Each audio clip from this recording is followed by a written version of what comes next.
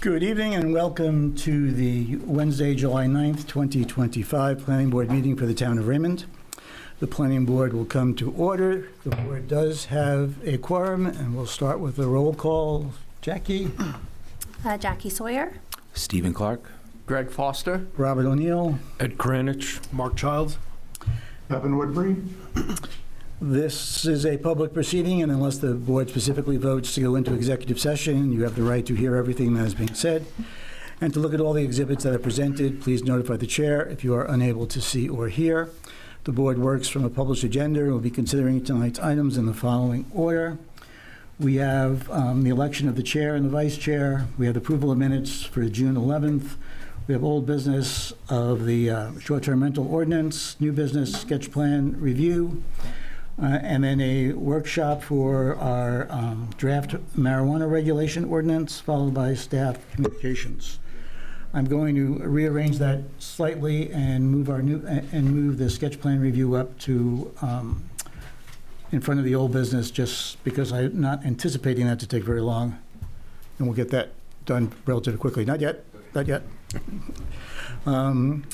In each instance, the burden is upon the applicant to demonstrate compliance with the provisions of the applicable ordinances or state law.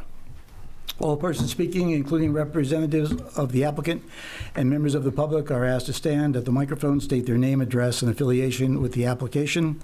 All persons speaking shall address the chairman. Any conversation must be held in abeyance until after the board has formally adjourned.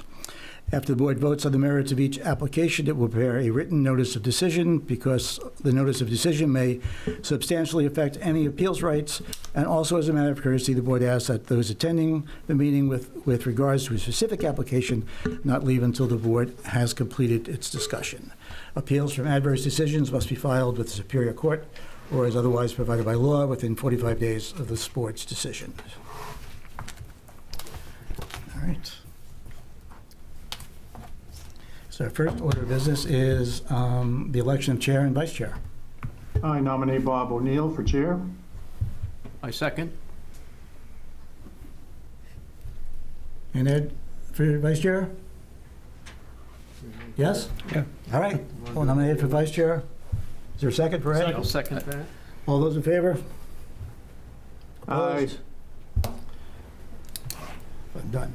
All right. Next is approval of minutes of the June 11th, 2025. Any concerns? Move to approve the minutes from June 11th, 2025. Is there a second? Second. All those in favor? Aye. And one abstention?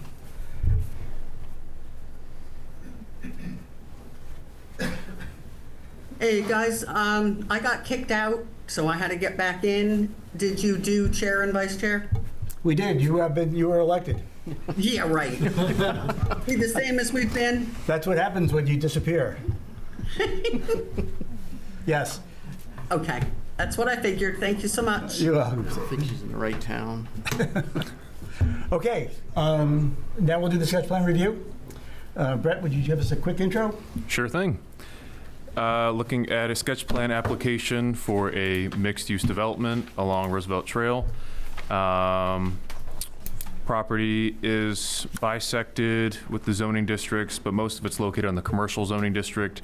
The rear portion off 302 is in LRR2, which is where the stormwater management facilities are located at. Heart of the application, they're looking to remove the two structures existing on the site and looking to do one mixed-use building and then 3 storage unit buildings. The mixed-use building would have apartments above, and then there's 3 storage buildings to the rear. Somebody muted the studio. We can't hear. Oh boy.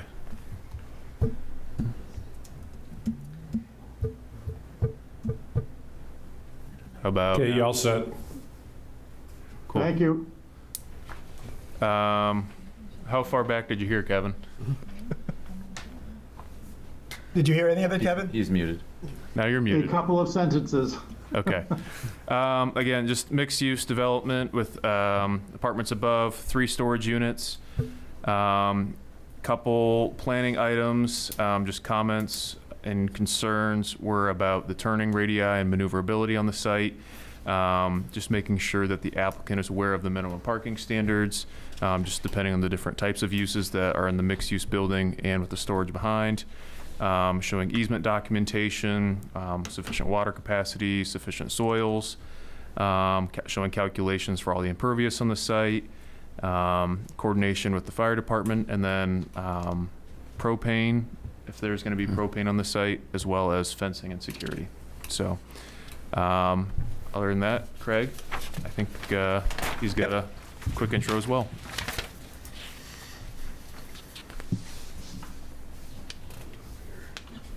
Did you address lighting? Is that? I did not.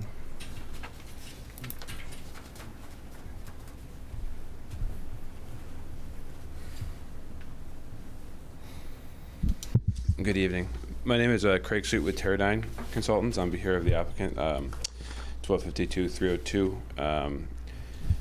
Yeah, so we're, as Brett said, we're looking to demolish the existing 2 buildings on site and then construct a new mixed use.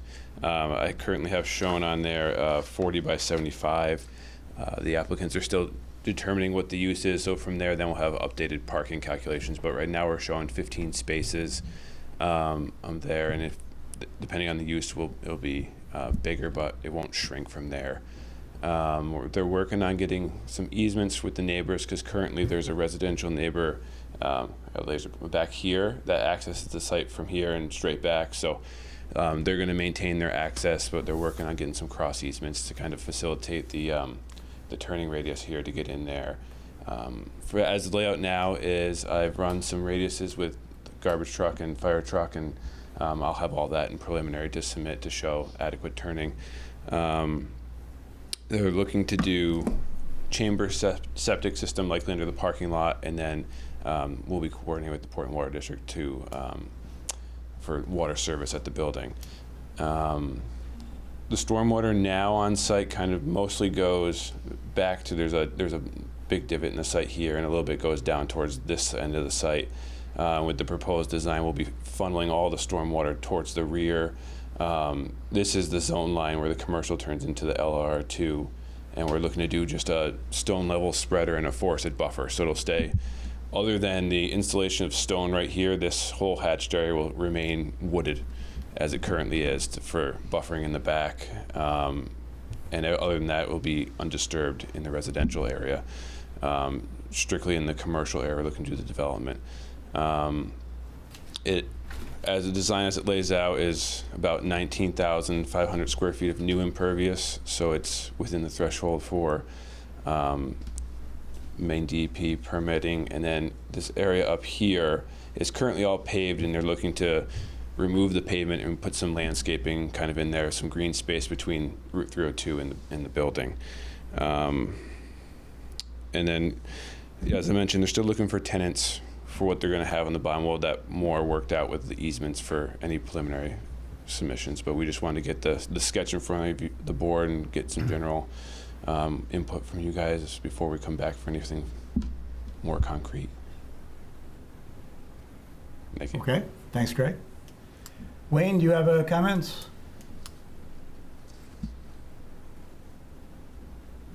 Yes, Mr. Chairman, we submitted a memo with that outlined the fire and life safety requirements that we were looking for. Do you need a rundown of those right now, or? No, I don't think you have it, Craig. We have it, yeah, and Yeah. we'll make sure that's addressed in the preliminary submission. Okay. Yep. Nope. I forgot to mention that a wetland scientist has been out there, and there's no wetlands on the site. I included that, I think, in the packet, and we'll have test pits for septics when that comes. But And parking is going to be how many spaces? right now we have 15 spaces, but that's going to change once they figure out if they want to do a restaurant there. That'll obviously change parking. But right now we kind of average it out and figure that would be what would be needed for parking. But once we'll have that preliminary to know, and then I'll have a parking table there. But right now there's 15 spaces with 1 handicap. Okay.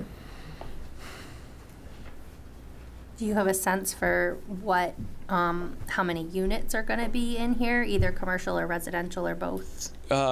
Either one commercial or 2, and then it's going to be 2 residential on top is the plan. So just 2 residential on top is pretty concrete. And then depending on who he gets for commercial and what they need, but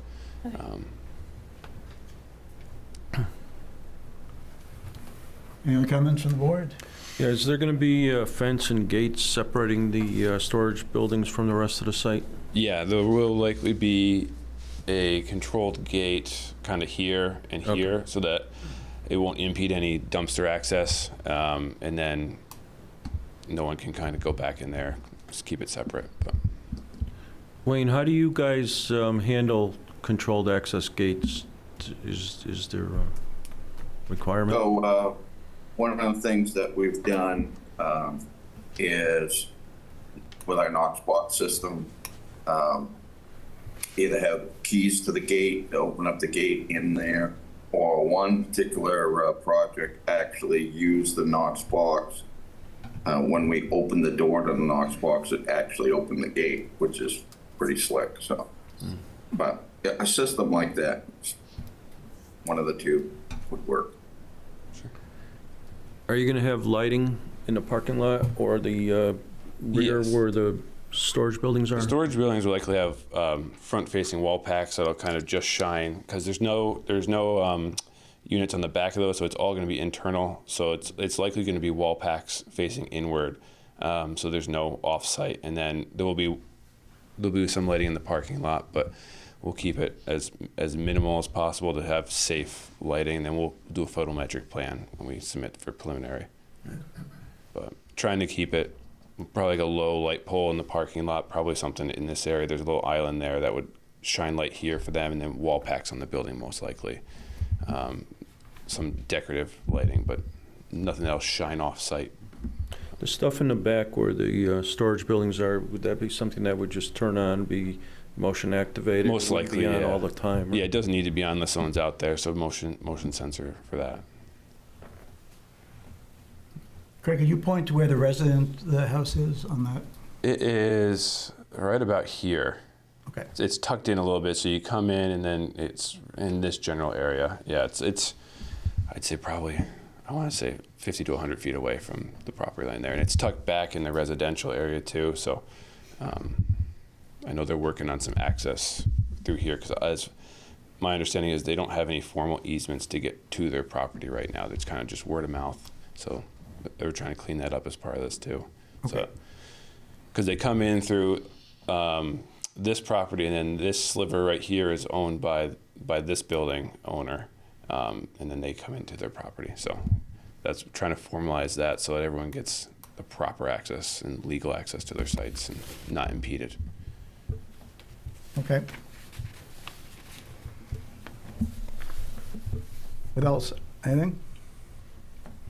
What would you like you need anything from us at this point? No, I just wanted to get initial feedback and introduce the project to you guys so you know what's coming, and introduce myself as well. So Okay. yeah, no, I appreciate it. Thank you. You're welcome, Greg.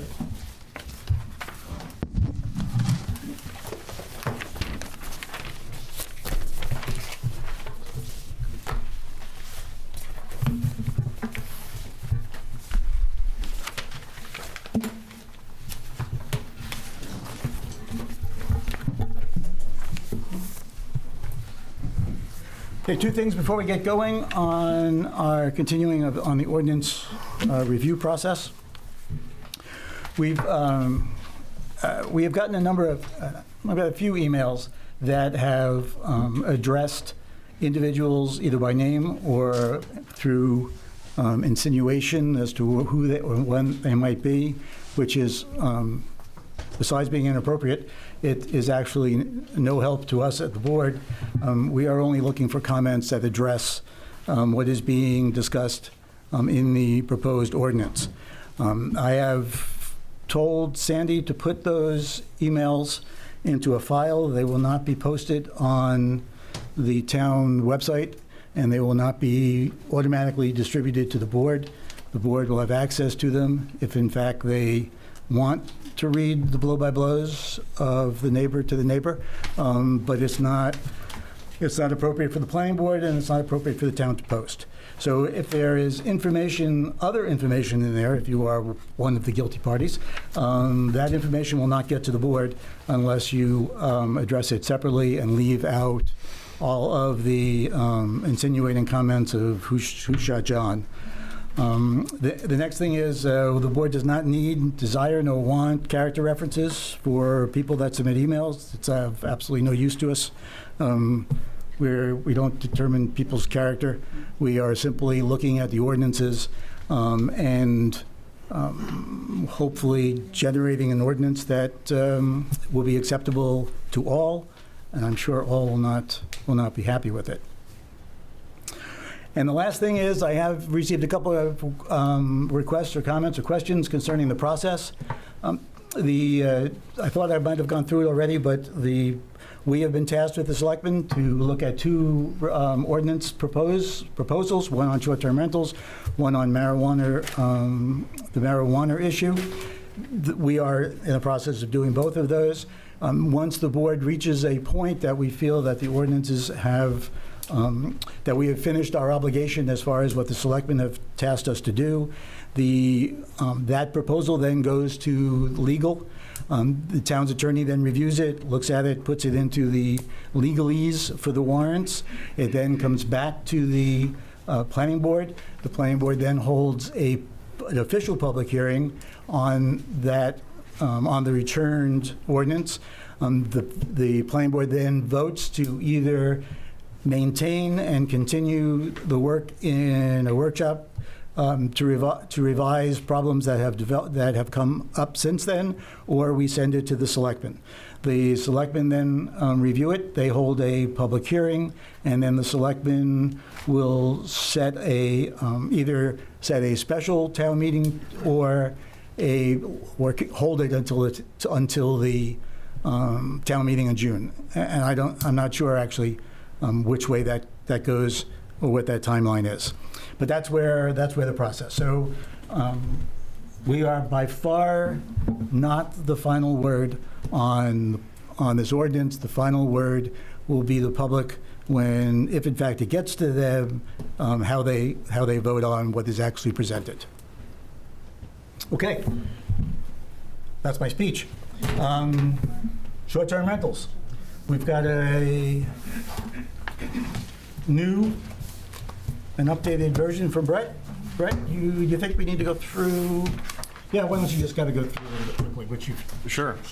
I'll just cover all of it since it's all within the same packet, but first item in there is the revisions to the draft short-term rental ordinance. Items that were removed, struck out in red. Items that were added are in blue.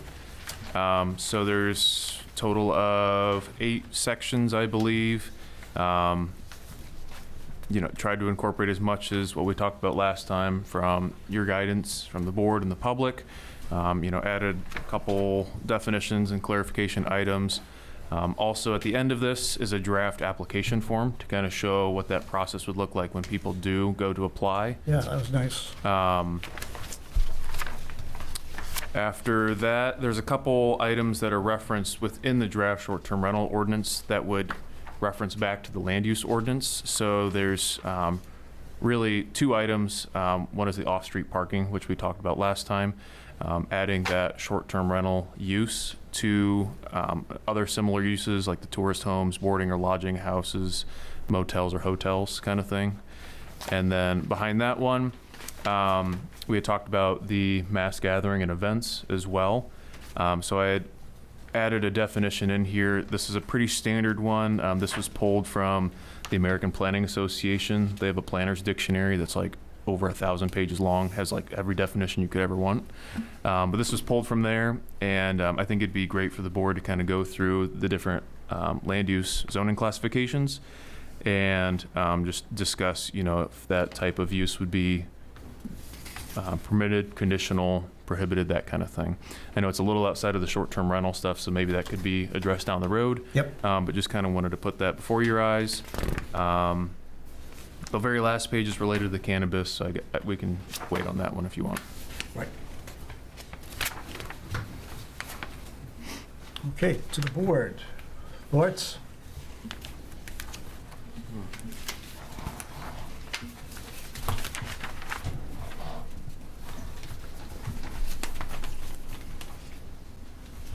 Nobody? Silence. Silence. I have a thought here. In section 4, about the performance standards, talking about occupancy limits and subletting and event hosting. I think it may be I don't know if it's really within our purview to limit how many people can stay in a property. We don't put limits on family sizes or how many people live in a property if they own it. If they have guests come and stay, at their primary residence, with regulations in here about making sure that they adhere to the septic pumping ordinance, and that they get an inspection to show that the system is working properly. It's really kind of the owner takes some of that risk, and if they're willing to let more people than what the system can handle use their system, it's going to affect their system negatively, obviously, and become an issue for them down the road as far as repairing or replacing. So I don't know if it's really necessarily our place to put a limit on that, especially if there are some systems that are built to withhold more capacity than others. And then in the subletting portion of it, and subletting and event hosting, I think we could keep the first sentence in there as far as subletting the property, and it shall be unlawful to host events that interfere with on-street parking ordinance. But I think maybe that's where that should end, and not necessarily say beyond their occupancy rate or create a nuisance to neighbors, because I think that's really open to interpretation, the nuisance to neighbors part of it. I completely agree. I had the same exact note. I struck that line. I made a side note, max occupancy for 24-hour guests only, but that's for that. I can go back up to max occupancy limits. Not quite sure how we're going to limit this or certify how many guests should be in a home based on a bedroom. In last meeting, somebody spoke about children. If there's 2 parents and a child, is that 2.5? Is the child and the other parent needs to stay home? So I'm not in favor of the occupancy limits no matter what. Nobody comes to any of our homes and tells us that our family needs to leave. Even after 3 days, it might be good. But we're not told how many people can be in our home. So I agree. I think that should be struck completely. Occupancy limits, I don't know how we can certify that or enforce that. So I know that's just a point on that. In the main state subsurface rules, it does say the design flow for short-term rentals must be higher than the flows listed in the section. In no case shall the design flow be below the minimum design flows for this section. What's that? So say you have a 3-bedroom like in an the shoreline HHE zone. 200 you're talking Yes. about, the design? Yes, So but you're basing the occupancy on the on bedrooms. that. So how is that enforceable if this home is not being rented? It's not, If it's not being rented, if it's my home. right, so that's for short-term rentals. That's the provision there. Right. Yeah, yeah. So that's what certifies how many people, it's the bedrooms per HHE 200, the design. Yes. Is that guidance or is that These are state rules. rules? Yeah. So they design for a new build. Okay. But I guess I have a question as far as, would breakfast inns, banquet halls, and campgrounds subject to the same inspections of their septic systems being where short-term rentals are?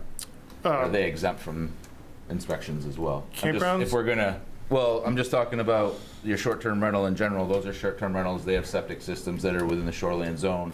Are they subject to the inspection and permitting fees that the STRs would be that we're trying to implement, I guess? Currently? Yes. No, we don't have any rules about that, you know. And I guess my question would be is why are we going to implement it on STRs when we don't implement it on like campgrounds that are putting a ton of septic into the ground? No, I understand what you're saying. I think it's to provide, you know, guidance. You know, it's you know, it is true. It's going to end up being on the homeowner if it fails. Right. But you know, I don't think it's anyone's interest for septic systems to fail. And I agree with that part. I just, as far as the overreach from, we don't require these big campgrounds to do it, but we're going to require a single-family house to do it on an STR. I'm just looking at from, you know, when a design comes in front of me, I need to put my name on it. Yep. So I'm signing that, saying that it's you know, Good for X amount of. right. So now if somebody's overusing the system and then they come in to me and say, listen, this system failed, you know, you passed the system, I could be liable. So I'm looking at it from that perspective. If we base the maximum occupancy on I'm coming up. septic system, what's the guidance, the state guidance for sewer system? Let's just pretend that there's places. If we had a sewer system? Sewer system. They'd be paying a fee, I'm sure. I'll just clean it, honey. By how many gallons are going into the system. So it'd be based on gallons used? Well, you could put it, I don't think you could be as big as you want if you're on sewer.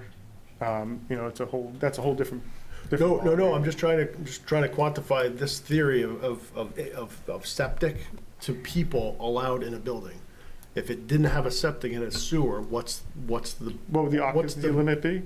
Sure. What's the benchmark there? So that's, I'm trying to figure out a way to allow occupancy of the building not based solely on septic, because if a home doesn't have a septic, how do you rule the maximum occupancy? It's just, and I'm also going back to a single family home. If a home is built and has 3 bedrooms and your septic is built for that, if your family expands faster, you have 6, the town doesn't kick your kids out. No. So that's where I'm trying to, it's not really, that's where I'm having the struggle. Sure. No, and I understand that. It's a tough question. But clearly, the state level, they're concerned about short-term rentals, or they wouldn't put that in there. Right, sure. Does the state statute reference individual occupants, or does it just reference It bedrooms? goes by bedrooms, and the assumption is 2 per bedroom. Assumption, what is the assumption? The state made that assumption? They state that, or are you just making that assumption? That they're doing 2 per bedroom? 2 per bedroom, yeah. I'd have to look to see where they came up with it, or I'd have to talk to Brent Lawson at the state. Did the state say that? They're thinking based on 2 occupants per bedroom? I mean, I grew up, I had 2 brothers in the same bedroom as me. Sure. We went on vacation with my cousins and stuff, and there would be, you know, we'd rent a cottage, and there would be, I don't know, 6, 8 kids. And, you know, we didn't have a big impact. Kids don't. Sure. And it's a short duration. My opinion, we should just eliminate the occupancy limits and just base it on the number of bedrooms. I mean, people are not going to get 30 people in a house with 2 bedrooms. So. I mean, I think it's almost the same thing, because the septic design is based on bedrooms. Right. And a bunkhouse does have a different rating for gallons per day, so it does speak to, you know, you have a house, you have laundry, you have kitchen, you have 1 kitchen, 1 laundry, so, you know, adding the bedroom doesn't add as much as the full scope of a house, and adding a bed or a bunkhouse doesn't add as much. Most people that come and stay on a vacation, they bring a bunch of kids. They're not going to do laundry, you know, they bring the clothes for the week and go. No, but, I mean, I have, no, I don't have any data that shows, you know, how a short-term rental is used differently than someone who's living in their house. But Well, nobody's. So said. Is this open for public comment, or no? Not now, no. Sorry. Nobody's really said numbers clearly to me. We're just arbitrarily, picking a number, 2 guests per bedroom.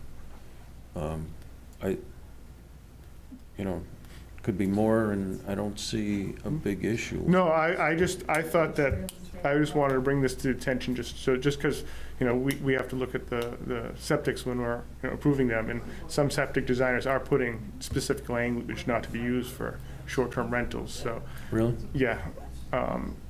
They're covering I mean, if that's the case, yeah. They're covering themselves because they don't want to be liable. That's between the owner and them, and the owner has just got to live with what their guy said if they accept it, if they pay it. They're taking the liability. And they're taking it on. Yeah, and they're subject to any permit fees if there's runoff into the lake or anything like that. Fines So and stuff like that. they're Yeah, a taking failing that septic is a responsibility. failing septic is a big deal. Yeah. It's, I don't want to be cavalier about, that at all. So it is a concern for me, that's all. What we've just mentioned here, that's how I feel about this entire document, is that the homeowner, I'm serious, the homeowner is not going to want to lose the privilege to be able to rent this, because you read some people talking about it's income for their family, and they're going to take care of the septic, they're going to pump it, they're going to take care of the trash, they're going to take care of the noise, they're going to take care of these things because they want to continue on using this. So I do agree that it is 100% on the owner of the property to manage this, and just have it regulated is the problem that I'm just seeing, is that we're regulating this function of a home, but single-family home we're not regulating, and I'm not seeing why, if it's not a business in a commercial zone, then why is the planning board, are we taking this up thinking about how it fits in? Because it's a home.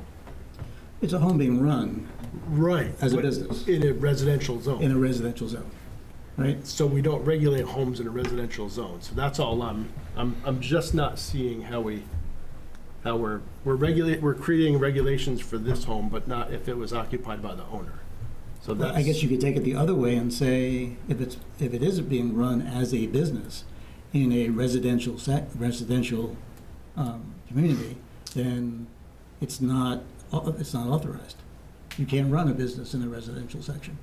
So the short-term rental itself wouldn't be an allowed use. exactly why there shouldn't be an ordinance. So you're Well- going to make it illegal? That's not. So that's No, so but I that's the- think that, and I do agree with you, I agree a lot that a lot of the ordinance, the proposed ordinance that we're looking at is not going to apply to probably 90% of the individuals that are doing short-term rentals. They're going to make sure their septic is right? They're going to make sure there's off-street parking. They're going to do all that stuff, right? But what happens to the 10% that don't? Where is the fallback for the position for the town to say, these are some rules, and yet 90% applied them, so you don't need to even worry about the rules, right? Because you're already doing it. Right. But there are 10% that are not following the rules. Right. So we just let them not play by the rules because we don't want to. put the No, but ordinance I in think that place. also applies to the small camps that we talked about, that won't be able to qualify for any of this, that we talked about being exempt. And I'm just not sure how we can exempt a camp that doesn't have a proper septic. It doesn't have, stairs meeting code, egress windows, things Well, I like think that, so.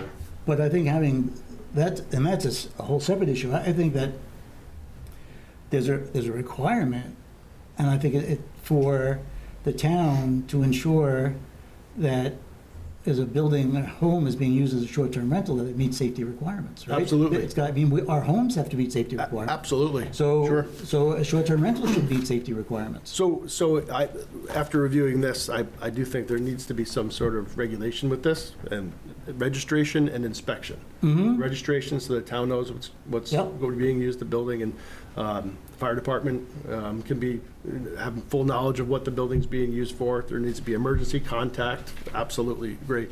Inspection for safety, absolutely. And I think, Mark, and I think if you break the ordinance up just like that, into two areas, into one area that is dealing with safety. Right. And that's going to apply to everybody. Right. And another area that deals with the specifics that everyone's going to comply with anyway. Right. So it's like saying, stop at a red light. Right. 90% of people stop at a red light, Right, right? Or exactly. 95%. But Yep. what do you do with the 5% that don't stop at the red light? You have you have a law that says you get fined, right? So we have the same type of situation here. We have 90%, everyone's going to comply with the safety. We have a set of regulations for those that choose not to comply with, I would lump it under good neighbor behavior. And we have a set of rules that says, this is what good neighbor behavior is. If you are a good neighbor, it's not applicable to you. It means it's no impact. But if you're not a good neighbor, the town has a way of moving you towards being a good neighbor. That's how I look at it. Sure, and again, getting back to it's not a business or a commercial zone, Right.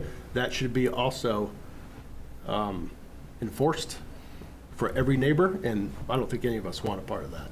So that's where I keep going back to, there's a disconnect between residents living in this home that Right. don't own the home, and the neighbor that owns the home, and there's different regulations for both of those people. And that's where the disconnect for me is, because we would assume that 90% of the residents in Raymond would take care of their property. Right. There's 10% that don't. Yep. So do we punish those 10%? No, because there's not an ordinance about that. So that's where I'm just missing why we're enforcing a law and an ordinance on a group of people in a home for a set amount of time, but we're not to Because the I think neighbor. one is being run for profit and one is. And that's, home, again, right? I disengage with that, because the reason why someone is in the home is irrelevant to how the person is treating the home. So that's where I'm just, I disconnect. I agree there, with so. you, Mark. I feel the same way, that anybody can have a house, they can do anything they want to it, as long as they meet the ordinances of the town. And whether or not you're renting it from somebody or not, you are under the same ordinances that a normal person living there would be under.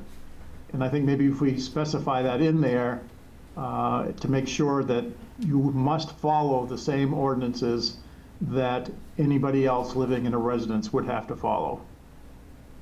Absolutely. I mean, maybe we could, if we're talking about a good neighbor flyer, we could give guidance to, renters, owners that are renting out their property and say, this is what we'd like to see, with your tenants that are staying here. Please be considerate of the neighbors, please be, this and that, and, give them some guidance as to, what we expect maybe, or what we would hope to see. And we did touch upon that in the last meeting. I have a note that we have a good neighbor guidelines posted in the home. So that, that's for ordinances that they may not be aware of. We could put them in a binder. If they don't read it, that's not our business. It's posted there, and then that way it could be enforced, the normal ordinance, Yep. in the town. Or maybe even Yep. information about septic systems. Some people Absolutely. come here and they've never seen a septic system before. Right, They are exactly. used to only public utilities and Don't pour the understanding bacon what, grease down the. Exactly, yeah, right. Yep.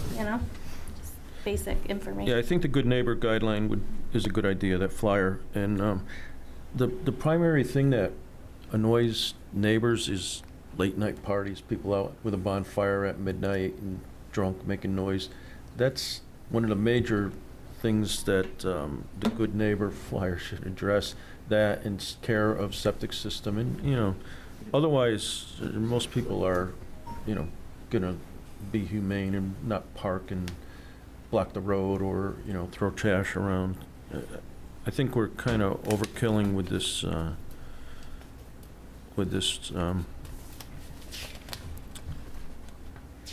draft. Yeah, using the septic system to control the number of people, that just doesn't work. That doesn't work, right?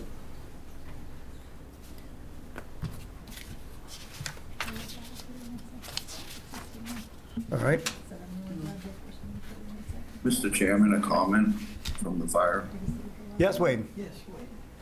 On occupancy, the only concern would be, some of these properties are advertised for like 16 or 20 people, and we want to make sure that those 16 and 20 people who are unfamiliar with the building can get out of the building. So it kind of goes back to your safety concerns. But just wanted to point that out. You know, that's a lot of people that try to get out of a residential dwelling, a normal sized residential dwelling. I know we have some bigger properties, and you know, by the life safety code, for an example, any single family home, 1 and 2 family home that's over 4,000 square feet requires 2 exits. So there is some emphasis on making sure people can escape the building. That's really good. Wayne, what I was thinking, that brings up, why don't we have in the ordinance something that the person that's renting it out must run the rentee through a list of items so that they're aware of the ordinances that they have to perform to? Just, they must run a checklist, and maybe even having the people sign it. I don't know. I mean, I don't think that would be a bad thing to have up front. No, that sounds like a good idea. Just to clarify, is there any opportunity for public comment today, or is this would it be a different meeting? Yes, it will be. Hang in there, All right. whoever you are. Oh.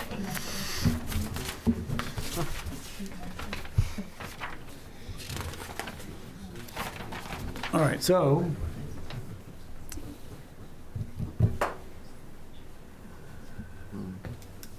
before we leave, there are 3 items, and I think we can tell where these are going. There are 3 circled items that were left over from the comments that we received last time around. One was to cap the short-term rentals to 10% of the shoreland. The other was too many short-term rentals in one area.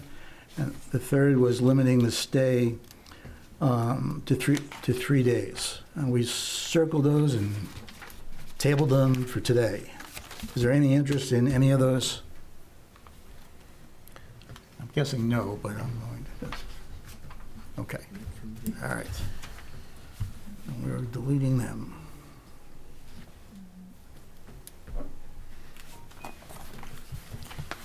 All right.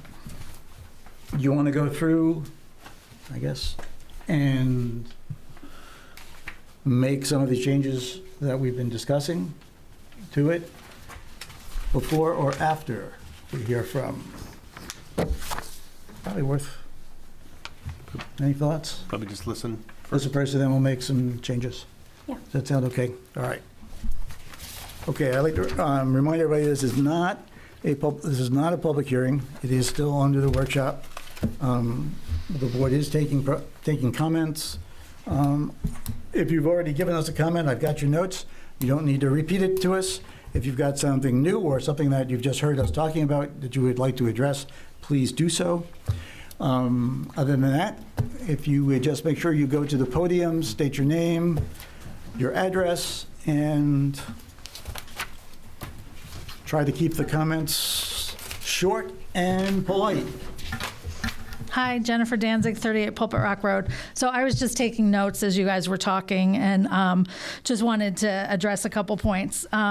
So one of the things you were talking about with respect to the septic, and if the septic system fails, 2 points on that. You could require that the owner has like a bond or something, like so that if it fails and destroys the lake, that they have the money already set up to pay for the, like the last thing we want is somebody to like destroy the lake with their septic and then be like, oh, well, I'm bankrupt. I have no money. I'm not paying you.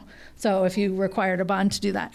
The second thing is when I was part of a homeowners association in Wyndham, we were required to get an inspection every year of like our hot water heaters and stuff. And we had to get a certified inspection and we had to hand it into the homeowner association. So you could do something like that with the septics where the homeowners are required to get them inspected every year, and that inspection gets handed into the town so that, Jason, you're not on the hook for liability. Whoever inspects it annually every year for the homeowner that they pay for and submit to the town is on the hook for liability if they violate.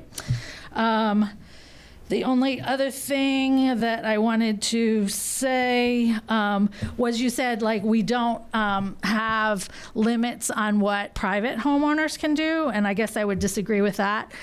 When we added on to our house, we were required to put in a whole separate septic system for our house because even though we had the number of bedrooms and the family members and whatever, and the environmental consultant said our leach field was big enough and our septic was fine, I guess someone here at Code Enforcement, this was 20 years ago, said that it wasn't, so we put in a separate septic system. So I will say that private homeowners are required to do things like that. And then I guess I would also say that, like, if a neighbor complained against me who isn't renting my house but living in my house, Code Enforcement would come investigate, and so I would be subject to fines if I was violating things. So I think to say that, like, private homeowners versus owners of short-term rentals are being discriminated or treated separately, I don't believe that that's the case for all of those reasons. And lastly, if you are doing a short-term rental, you are running a business out of your home, and when you are a business owner, you are subject to stricter requirements. Case in point, you're filing it on your taxes if you're doing it appropriately on your Schedule E for rental property. You're also paying taxes to the state of Maine as a rental property. So there are certain regulations that, I don't think we can just be like, yay, no regulations, because it's a house and it's, not a business, but it is a business, but it's not. It is treated separately by the state. It is treated separately by the federal government. It is being treated as a business, and as a business owner, you do have stricter requirements than if you're a private homeowner using your property for your own use. So those are the only points that I would like to make, just kind of throwing it out there. Thanks. Thanks, Jennifer. I just respond to two of those points. No. I cannot. So Jennifer, Jennifer, I don't go. want to clarify that what I meant when you referred to my comment, what I meant by homeowners don't have to abide by. I didn't mean the HHE 200 septic design based on occupancy of bedrooms. It's not what I meant. What I meant by, if you have a family function at your house and you have 30 people over, you can have that for 3 days. Sure. But in this case, we're saying we can't, because it exceeds the amount of bedrooms per your septic design. So that's what I clarify. That's what I meant.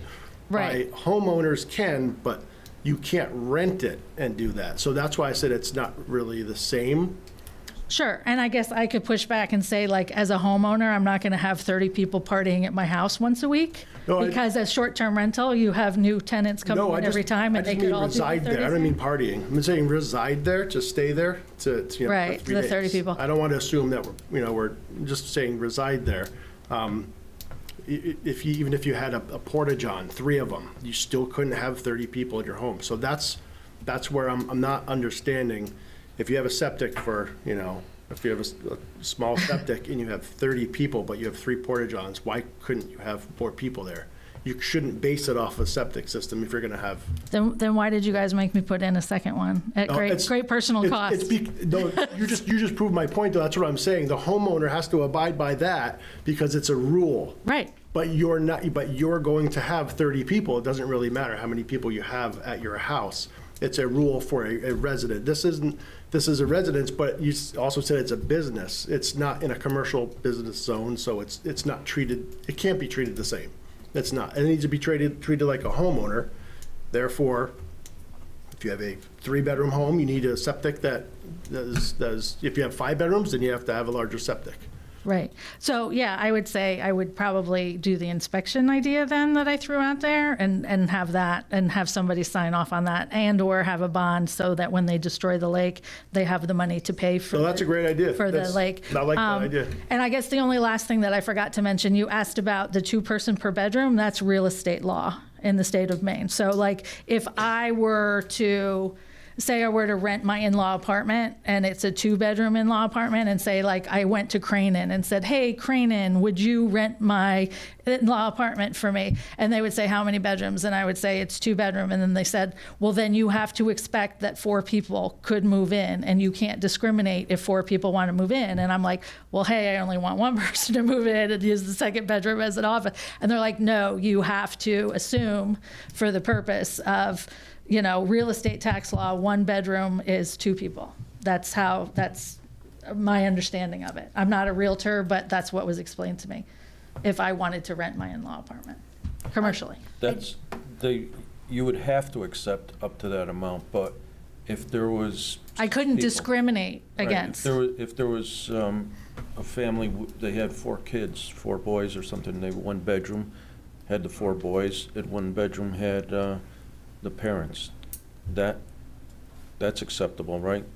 I don't know the answer to that question. I didn't rent out my in-law apartment, and I'm just using it as an example, and I don't think I would rent out a 2-bedroom No, in-law no. apartment I to 8 think people. I think your example is for what you, as a leaser, have to accept. You know, you gotta accept 4 people if they wanna live there. You can't discriminate. Exactly. But you But that's why I'm saying that's the law in the state of Maine, that 1 bedroom is assumed to be 2 people. It's not assumed to be 2 adult people, 1 adult person, 1 child, 4 children, 5, like that's the standard to my understanding, but you all can look it up because I'm not a realtor. I'm just throwing out, in my experience, in my conversations with friends who are realtors, 1 bedroom is 2 people.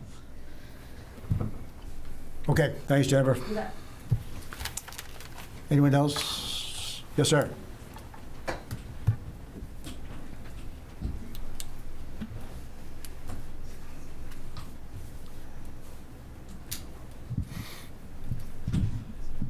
My name is Robert French, and I live at 166 AI Road. If I'm not mistaken, at the last meeting, there was a comment made that there's only 200 short-term rentals in the town of Raymond. I'd like to ask the question, does that include all the short-term rentals that nobody knows about? I've owned my property for 51 years, and occasionally somebody has some people come in for a week or 2, maybe 3 during the summer, where the deal is cash. There's no advertising, there's no telephone. These are people who know people who want to rent the place for a week. There's no tax returns either to the federal government or the state made. They're kind of flying under the radar. What are we going to do about that short-term rental? Do we have any enforcement in the town that somebody can call up and say, hey, listen, XYZ fraternity is having their annual conference next door, and it's a little rowdy, so, well, there's nothing with it. You're not on the short-term rental list, so we don't know anything about this. I don't know. Secondly, on the no 2 next to each other, I have one next door to me, which has been, I don't know, 10 or 12 years now, and those people are doing exactly what everybody in this room wants done. No problems. But on the other side of me, there's been a death in the family, and somebody from away is going to take the property over. It may well have to rent it, so I'm going to be in between. So I won't be allowed to have a short-term rental on my property. This is the way I'm looking at it. Maybe I'm wrong. If that's the case, I'm going to file for a tax abatement because you're denying me income on my property. Yeah, I don't think that option is in consideration any longer, of limiting short-term rentals. So that's not in the ordinance. All right. Well, I heard that, It was brought up, but it's not there now. That's off the table? Yes. Oh, okay. I'm just looking at the people that are going to be flying under the radar, cash business, they exist. I'm old. I'm not that innocent anymore. Anyway, thank you for your time. You're welcome, And sir. overall, you guys are doing a pretty decent job. And Oh, geez, thanks. You can stay up and talk longer. Right now, there is no radar, so this is our first shot at it, and I think it will be helpful. Everybody does it that way now. Ma'am, did you want to get? Yep. Nope. behind you. Mr. Chair, you also have someone on Zoom would like to speak. Okay, we'll get there. In the audience Okay. first. Yep. Good evening, Catherine Plummer, 147 Raymond Hill Road. Occupancy within a short-term rental ordinance is really the boilerplate in almost every ordinance that we have looked at as a group. It really is the crux for Airbnb, Vrbo, bookings. All of theirs is based on an occupancy rating for a particular residence that's being rented. And that is because there are fire, and as Wayne mentioned, fire and safety concerns. There's some regulations, actually the state, as Jason has mentioned, that give people, especially those that are neighbors, people within that neighborhood, you don't have 16, 17 people staying in a house that maybe they shouldn't. This is an ongoing thing. It's not just a residence where, you know, I might have a bunch of people over and have them stay for a week at my house. This is ongoing. The whole idea, especially for the non-hosted ones that are just completely open and there's no owner occupied there, they become free-for-alls. And that's why the Short-Term Rental Initiative Group, a very large group in Raymond, has brought this up to the attention of the town. It's because of these kinds of situations that have been going on that we want to have an ordinance, we want to have something that's clear and correct and would show that we're serious as a town about respecting our neighbors, respecting the peace and quiet that's within our neighborhood. Brett, you've probably looked at numerous ordinances within Maine. There's probably 40 or 50 towns that have ordinances.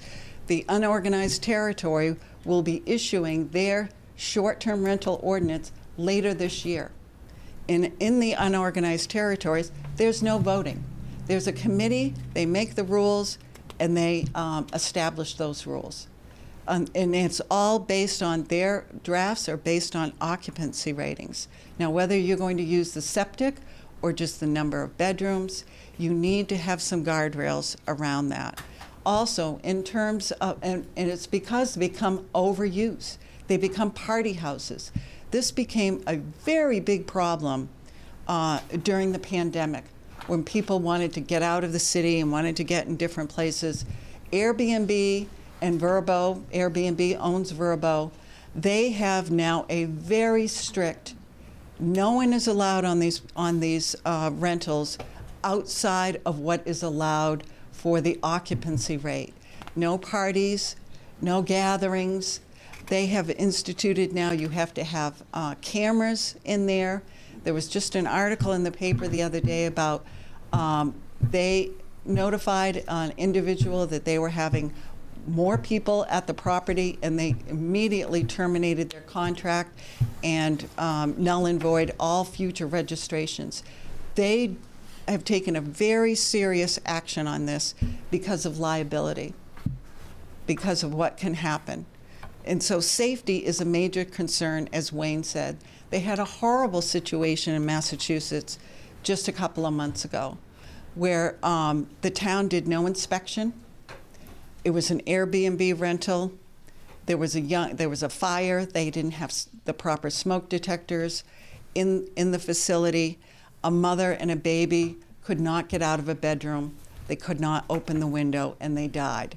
Now, the town is up in a huge lawsuit with the family members because they did not feel that the town had done enough for safety of people renting these properties.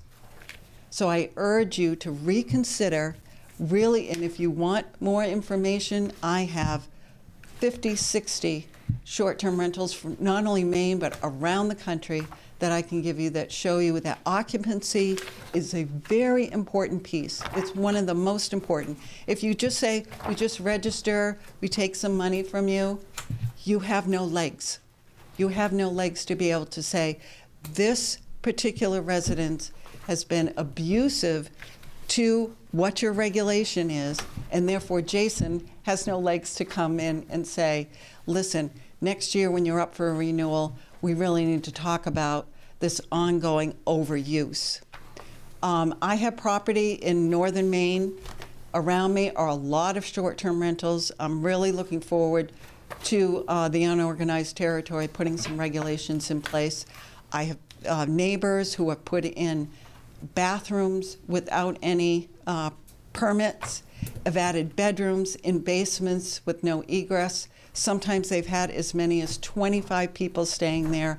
We know that there are at least that many because there were 25 four-wheelers and snowmobiles in the yard. It creates a nuisance. It's a safety issue. It came in our situation up there, the road was abused, it washed out, and those who own the properties, not the people renting, were the ones that had to deal with many of the issues that had developed. So we have a lot of people in town who live on the water, who live in areas that are closely, within structures, and to have that many people on a regular basis churning over in a property where you can't control how many people there are is very disturbing to your neighbors. So I would urge you that right now, as we're talking about occupancy, is to go back. Maybe Brett, you could bring in more examples of different ways ordinances have been set up. They've put limits on them where they have an overall limit. This is not a strict ordinance at all as compared to what they have in Portland, South Portland, Cape Elizabeth, Bar Harbor, Rockland. Many of them have much stricter ordinances than what has been proposed here and what Brett is proposing for you. Okay. Thank you.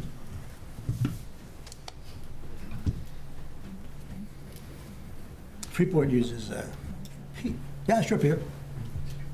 Freeport uses, I know Freeport uses two occupancy per bedroom. I know it's in one of the other ordinances Brett found for us too. It's in most of them, yeah. It's in I know most that. of them, Yeah. sure. Yeah. I think it was Casco was the one that referenced the +2 bonus Mhm. that we had talked about as well. Yep, Go ahead, Peter. 2 Levitt Road. Just a couple of things, just as I had mentioned before, but I'm going to repeat myself again, that from the perspective of the comprehensive plan or the draft comprehensive plan that'll be voted on in August, the emphasis or the impetus for the committee discussing that was simply because it came up that when we were discussing short-term rentals, all it was guesstimates as far as what was the impact of short-term rentals land use-wise and on the community. And so what we came up with was a recommendation that there be, at a very minimum, some sort of system set up in order to track them, knowing full well that, as the gentleman spoke before, my guess would be the majority of short-term rentals in the town of Raymond are never publicized. You never hear about them. They've been going on for years. So that's kind of the perspective as far as the comprehensive plan was concerned. My own personal thoughts are, I've read a little bit about this, and I will tell you that, like some of the other speakers, I didn't come across a draft ordinance that did not speak about occupancy to some degree. And most of what I saw were references to, it's more or less a standard, whether it's real estate law or it's a standard in general. What's generally accepted and what I have heard is that two occupants to one bedroom. And so that's been my experience. And I'll just say that, once again, from my own personal perspective, it's more safety and environmental impact. Trying to wrestle with nuisances is something that may or may not be able to be done down the road. But my sense is get an ordinance on the books, because obviously there's a number of people in town that want it, and really concentrate on life safety and on environmental impact. As far as, I guess I just asked Wayne, NFPA, what do they speak? How do they speak to occupancy as far as life safety? So what would apply in 1 and 2 family homes would be the life safety code. There's a chapter that deals with 1 and 2 family homes. And Like I said, over 4,000, you gotta have two exits, two main exits out of that type of a building, that large of a building. The other way they do it is, again, we talked about this at another meeting, the escape windows from bedrooms or occupiable rooms. So those are two ways that the life safety code deals with that. And then, both the life safety code and more the building code, your stair,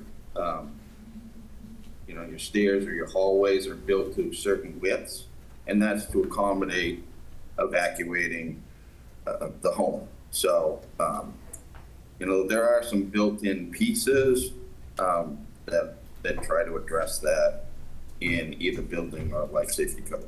But does life safety, Wayne, in any way speak to the occupancy? How much square footage and occupancy?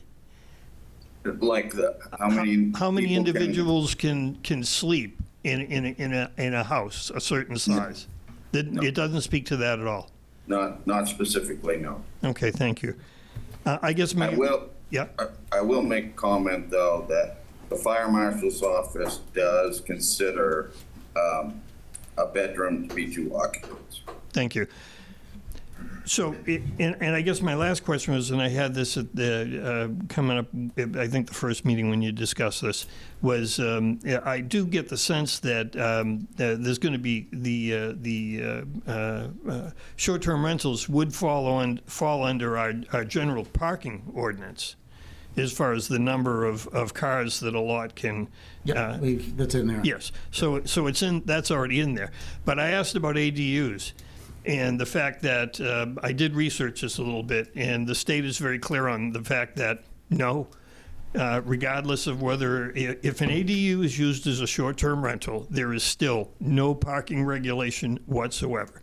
So as we see ADUs built up and around the lakes, understand that there's not going to be a requirement for any additional parking. And so that gets to the environmental issue. But the parking, I would think, to a degree, although, everything can change. I mean, someone can bring in a bus and offload people. But ultimately, I would think the majority of the limitations on how many people are staying there or occupying the site would be controlled by the parking. How many cars can you put on the lot? And once you exceed that, you've violated an ordinance. And I believe code enforcement could do something about that. Anyway, thank you. Thanks, Peter. Anybody else present? Yep. My name's Rob Courier. I live at 66 Quarry Cove Road. So I just want to speak to a couple points that I haven't really heard brought up. So I live in a neighborhood that borders the water, so almost every house in the neighborhood is on the water. And many of them are now Airbnbs. And, most people that stay are fairly respectful. But I live next to an Airbnb that sleeps 16 people. And they change over once a week, so that you're stuck with a different set of neighbors every week, and you get some sets that are very respectful and quiet, and then you get the party animals that do all kinds of stuff. But we live on our road has a road association. It's a dirt road, and everybody that lives on the road pays to maintain the road itself. And when you have 16 people staying at a place, and you might have 6 or 7 cars at that one residence, just going up and down the street, usually speeding too, because I don't know, people don't like the 15-mile-an-hour speed limit all that much.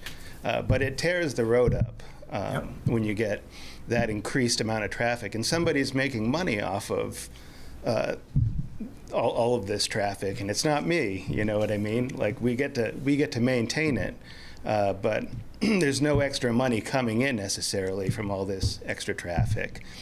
And so, each time a house in our neighborhood goes up for sale, there's a 50-50 shot that a hedge fund or a corporation or somebody is going to turn it into an Airbnb.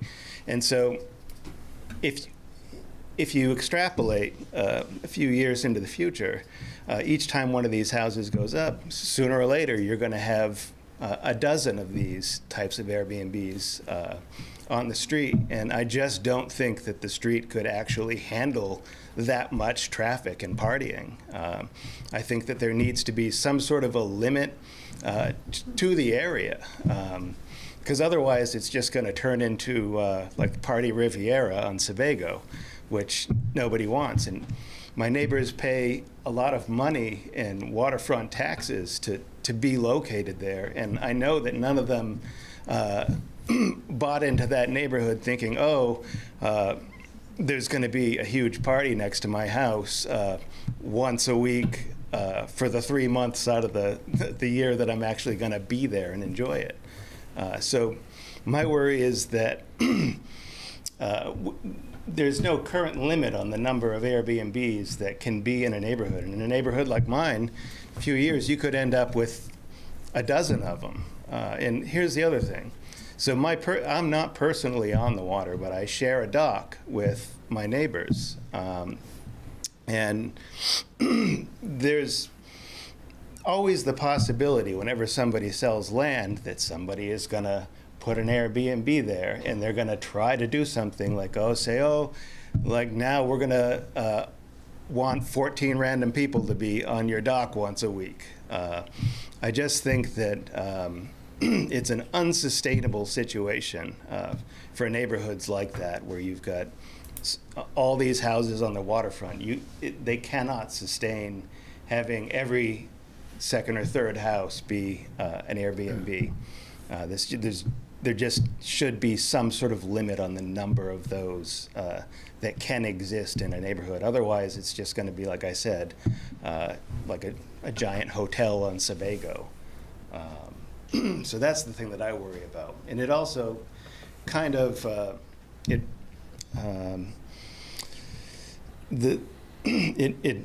sort of reduces the amount of knowing your neighbor in the neighborhood when every third house is a business. And I know there's been some question as to what a business is, but if you're making money off of a venture, that's generally considered a business, whether or not it's being made in a residence or not. And I just think that a lot of these small neighborhoods can't bear the impact of having a dozen Airbnbs.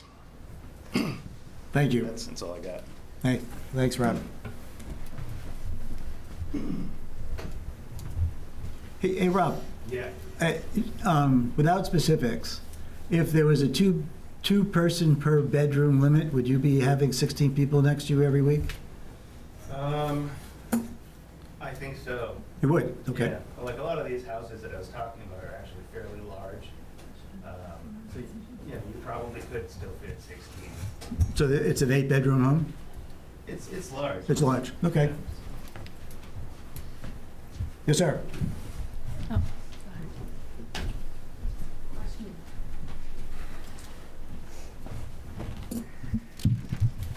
My name is Stu Fred, and we actually live in close proximity to where Rob is. And one observation I have for tonight about our discussion regarding what somebody can do with their home is that I think what I'm hearing from the planning board is that everybody is not acknowledging the difference between an owner-occupied home and a business. And short-term rentals are a business. Now, 2 houses down from us on Whitmore Cove, a house was recently sold at the end of last summer for $2.2 million. I mean, and it's a nice house. It's a 4-bedroom, 3-bathroom house. Within 2 weeks of the sale, the owner of that house, who does not occupy the house, had it listed under with Airbnb for up to 16 people. And I mean, you'll have to excuse me, but he has one motive, and that's profit. And that's the difference between a business and a residence. I mean, a family of 12, as far as I'm concerned, can live in a 3-bedroom house if they can make it work, because they're concerned about affordability and comfort and location most of the time. Any family is the same way. We have families on our street that brought up 3 children in a 2-bedroom, 1-bathroom house, and they made it work. You shouldn't be able to do that for profit. So, I mean, my objection, having lived next to a rental, which was a 2-bedroom, 1-bathroom house for 15 years, and seeing the way the renters behaved many, many times, is that renters really don't have any investment where they're staying. They behave however they want to behave. And Raymond doesn't have the ability to send police over to a house like metropolitan areas can do and get noisy people under control. It just doesn't, it's impossible. So we have to depend on mostly absentee owners to tell their renters, behave yourselves, or we're not going to like you. And there's really, there has to be some way to regulate the business of owning a home. And that's different than owning a home. Mm-hmm. Yes, sir.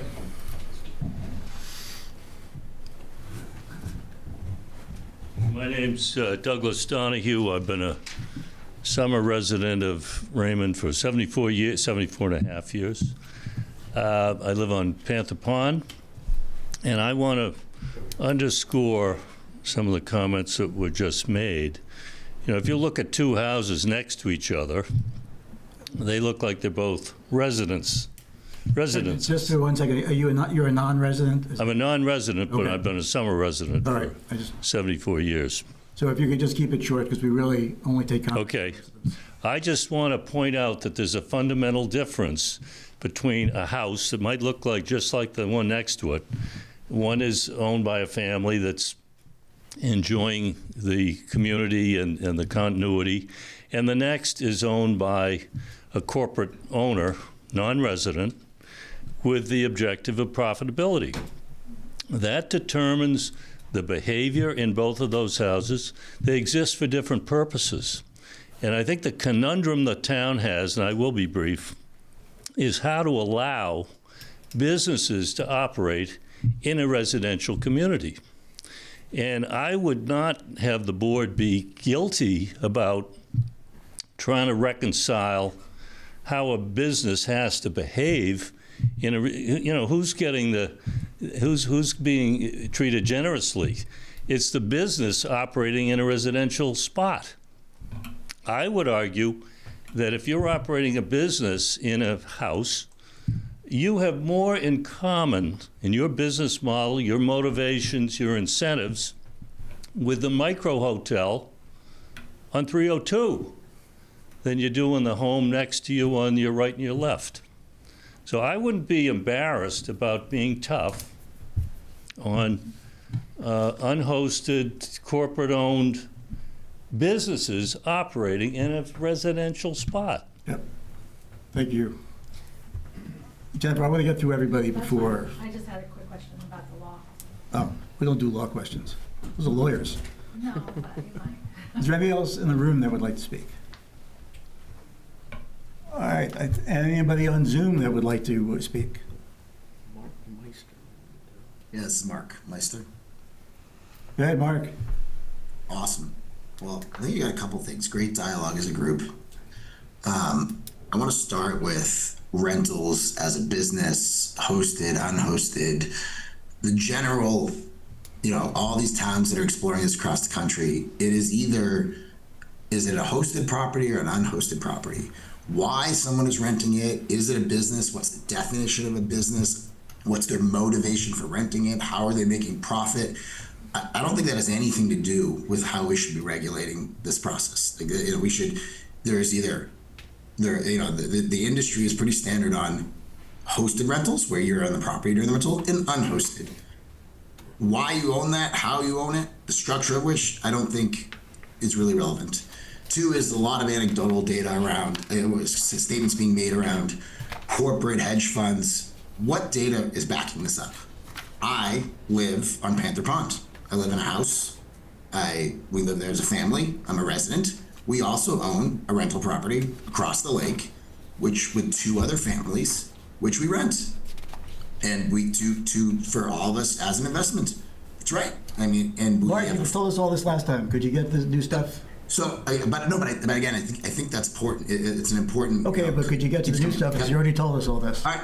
Next piece. So when you get to that point, when you start talking about that, is these businesses, our businesses, run a huge economic impact to the town. We have multiple vendors that run it. Mark, you told us that last time too. Is there anything new that you would like to add to the discussion? Everyone else got a very fair space. See, I'd like to be able to. There were new stuff. There was all new stuff. This is the same thing, Mark. Tell us something new. Can I please? Go. All right. As it goes to septic and occupancy. Yep. I think limiting occupancy is fairly valid.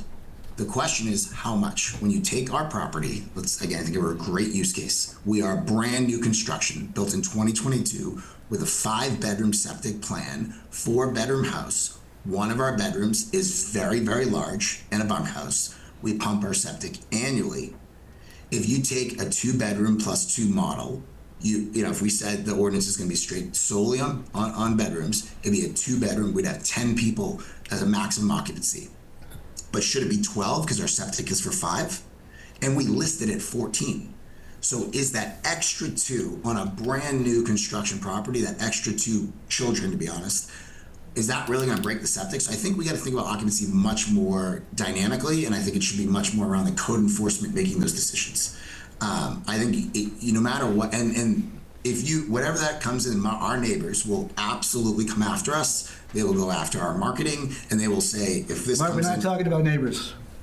But at my point, not neighbors, I'm saying the community. If you put this ordinance in place, they are going to then file complaints against the code enforcement on the marketing of these properties.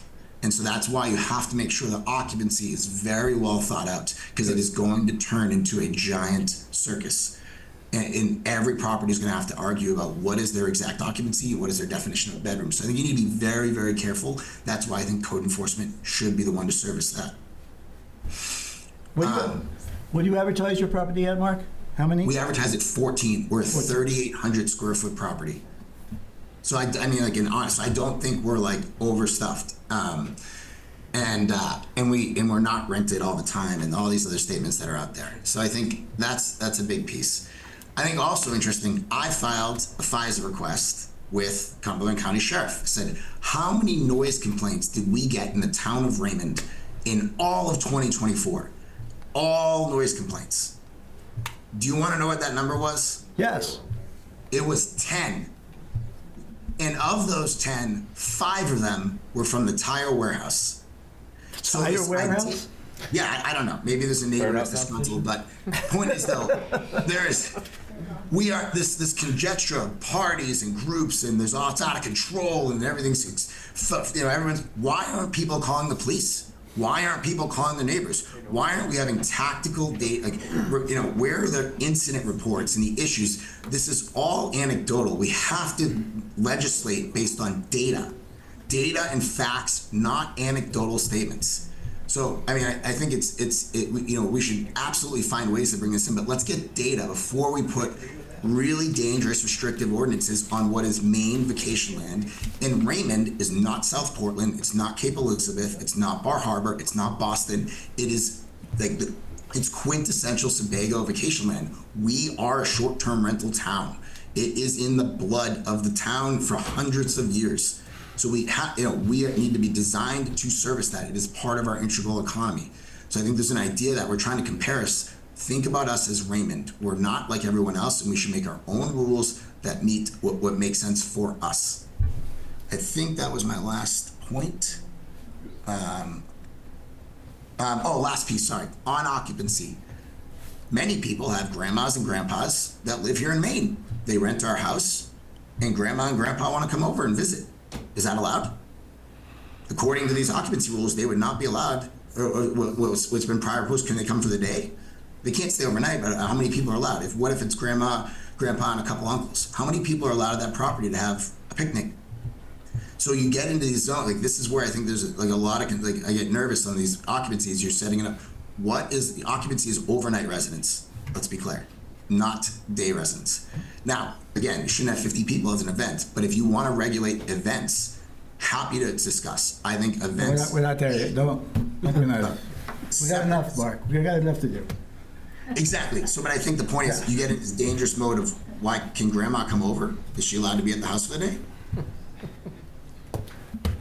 All right, I'm good. Questions? All right, Mark.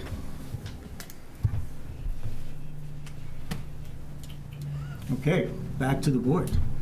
I think this is a hand up. Oh, is that one more hand? Yes, I'm sorry. From Zoom? Hi, it's okay. Yeah, it's okay. I'm Desiree Barry. I live at 156 Raymond Hill Road. Oh. In my professional career, I do work as a public health consultant. I work on like environmental issues, systemic problems, things like that. And I just had heard when I was over here, and I was also a toddler, so I only heard bits and pieces, but I did hear you guys talk about like, what if it's about the occupancy issue, and what if we want to have 30 people at our private residence for 3 days a week, every single week? And on that, we do live in Raymond, on the Sebago Lake watershed, which is a protected watershed. Same with Bar Harbor, same with South Portland, Cape Elizabeth, all of those are protected watersheds. And to that issue, if the town didn't step in and do something with that, with having that many people, I was consistently every single week, the Maine Department of Environmental Protection would step in. They have systems in place to step in because of the different issues, such as, the overburden on the septic system, runoff contamination, and also overburdening the local infrastructure. So I just wanted to bring that point out that, like, if someone did on the private residence want to have an event, or not an event, they just want to have people over, occupancy, 30 people every single week for a couple of days. If the town did step in, the Department of Environmental Protection would step in. That was all. Thank you. Desiree, are you also the one that sent us an email on the marijuana issue? Was that this? Yeah, I am. Yeah. Okay. Are you able to stick around for a while? Because we are. Yeah, I'm going to be sticking around. I might just put my daughter to bed, but I'll be listening. Okay, thanks. Awesome. Yeah, okay, go ahead, Jennifer. I like to not I know, quick question. go back twice through here. Because she brought it up and he brought it up. So this is the law question that I have with respect to the town ordinances versus private road associations. So like I said, short-term rentals, my biggest thing is, is protecting the environment and protecting the lakes. So I care about septic. I mean, I could care less if you're making money, but if you are making money, don't pretend you're a business, because I'm an accountant. But that's an aside. But I care about the environment and the safety and the infrastructure, which Desiree spoke to and the other gentleman spoke to. So if we're on a private road association and somebody is making money on the Airbnb and they are destroying our road, which now, we have to pay to repair, and or the runoff is getting into the lake causing environmental, do we run up against private road associations? Can we make rules versus the town making rules? Because on our roads, you don't service our roads, right, but we service our roads, and we Road also have to make sure that they're safe for 911 to get through. So I guess that's a legal question that maybe you could run by the lawyer, or I don't know, I guess, or we try to do it as a road association if we see Airbnbs tearing up the road. I have not had that situation in my neighborhood, but when he brought it up, I was like, oh, geez, what if our lake gets destroyed? Because it is a protected watershed, and I care about that issue with the whole solar thing. Don't have an answer for you on that one. Okay, but that would be a question too, like private road associations versus the town ordinance, and who can say what and enforce what. Jennifer, I would say that there are different levels of authority, right, with ownership rights. So zoning ordinances, town ordinances are one thing. Deed restrictions and covenants of a neighborhood are another. So you can have kind of layers of what's allowable, what's not, and who can control what you can and can't do on your property. So yes, a private road association can make covenants that are specific to the properties on that road. If they are all in agreement towards it, then they have to abide by those rules. Thanks, Jackie. Thanks, Jackie. Go ahead, Jennifer, but keep it quick, please. Yes. Just a quick, I wanted to address Mr. Meisner's comments about data and investors. There was an article published in the Wall Street Journal just 2 days ago. It was talking about overall housing sales and where we are with housing and residential homes being sold and affordability. Basically, it got to that 27% of residential sales in the first half of this year were investors, sold to investors. For rentals and seasonal rentals, 27%. It came to like 265,000 homes that are rentals or seasonal rentals. Just 2 weeks ago in the Weekly Wyndham Journal, there was an interview with 2 real estate professionals, and they stated that in our market, right here within the Lake region, 1 in 5 sales of resident homes are now investors. So it's something to keep in mind when we're talking about registration. We're talking about how many short-term rentals do we have in the town. If you go on Airbnb or you go on Vrbo, some of them will say, you know, we have, you know, you go into Raymond, Maine, it will say 350. Another one will say 250. We don't know. The comprehensive plan said 6% of the residents in Raymond are short-term rentals. That was AirDNA data. That is not necessarily reliable data because it's only from their sources. We don't know. So once we get a registration in place, you will have information about those that are willing to come forward and say, yes, I have a short-term rental. And so we'll have an idea of how many of these may be investors, how many may be individuals, by what types of questions you ask on the registration form. And then you'll have a better idea of how much saturation there is in the town and whether you need to control that more. So I would urge you, this is a big issue across the country, and it's also directly reflected by what's going on here in Raymond.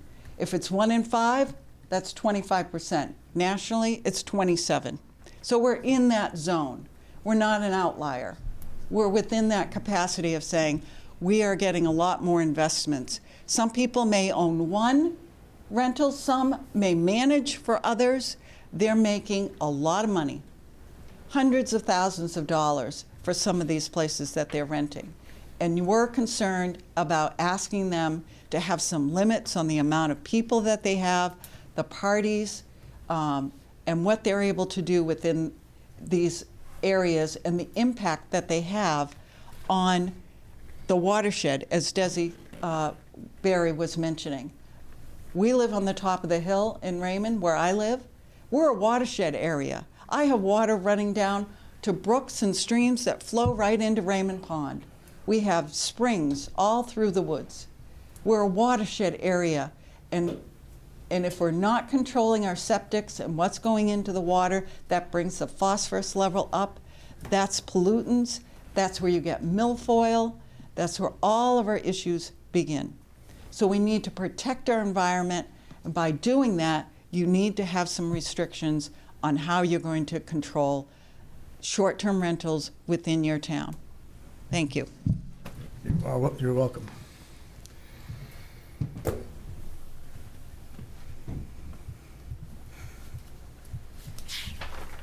All right, Ken. Sounds like we're down to inventory.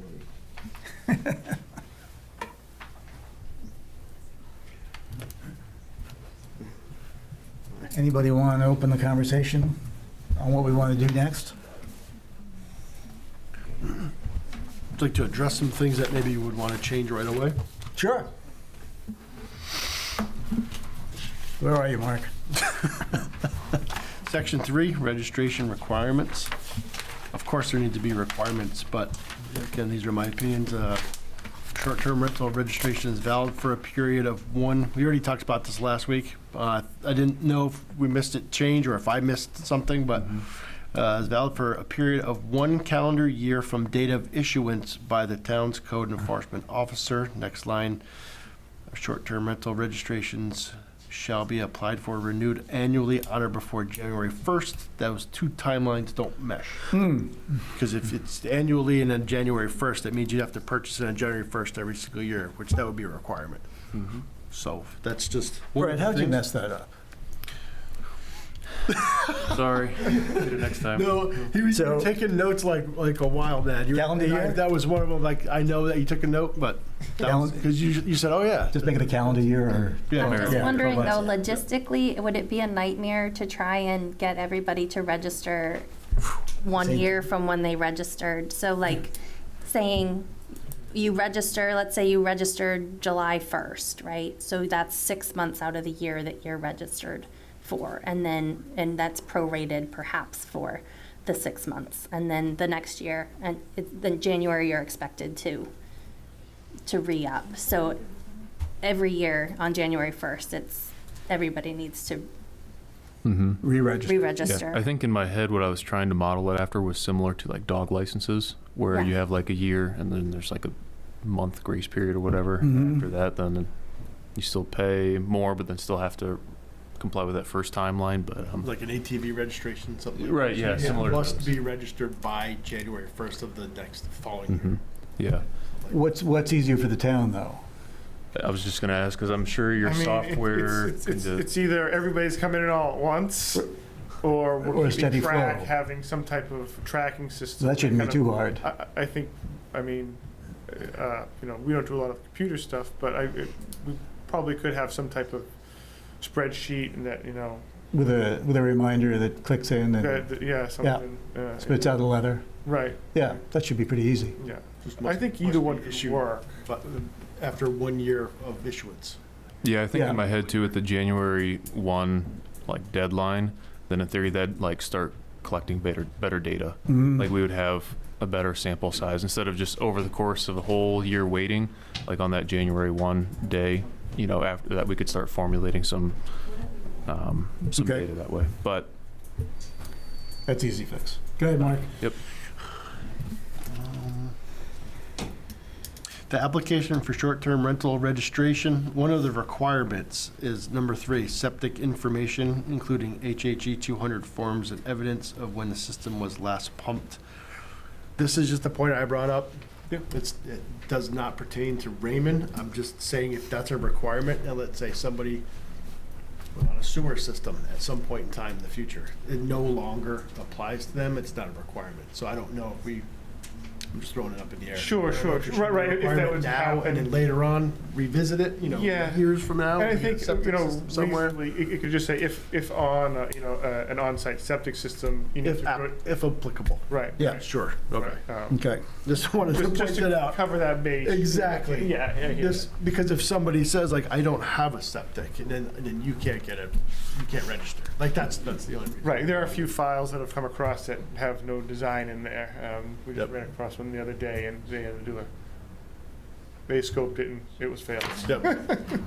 Right. Well, I wonder too if we could just, this is adding more here, but if they don't have an HHE 200, that we require an inspection to confirm. I think we already require Is the that- inspections, but okay. we might need chances are, if there's no HHE 200, it's probably either a trench, a holding tank, or a cesspool. So Body form. it's in their interest at that point to get it fixed. Yeah. So I keep going back to the camp thing because I understand it's main heritage, but it is still short-term rental.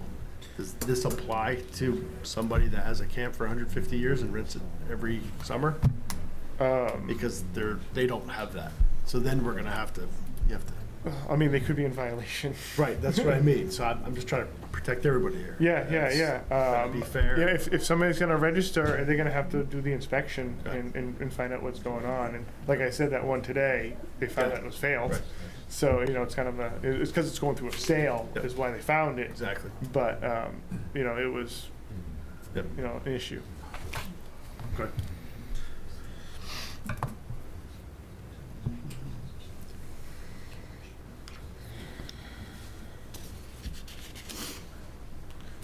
Oh, okay. We figured that one out. The occupancy limits.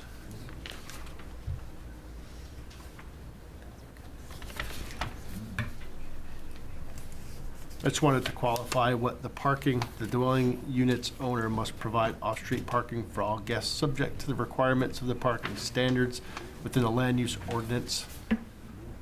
Parking that impedes access. I just wanted to kind of review that, kind of what the point was brought up. If there is an ADU and it's. They don't require a parking space now. Right, so does that fall within the land use ordinance, or is that the ADU ordinance? I mean, that's kind of something that came down from the state. Right, the state, so do we put that in there, just to cover the ADUs if it's rented? Because we can be a little bit more restrictive. Is that what you're saying? So we can put parking limits, requirements on it for this purpose, because we can be a little bit more restrictive. Yep. Yeah, I think that is probably, I'd have to read, and they just passing some new ADU stuff too. So the legislation that is changing so quickly, and some of it is actually taking away our home rule.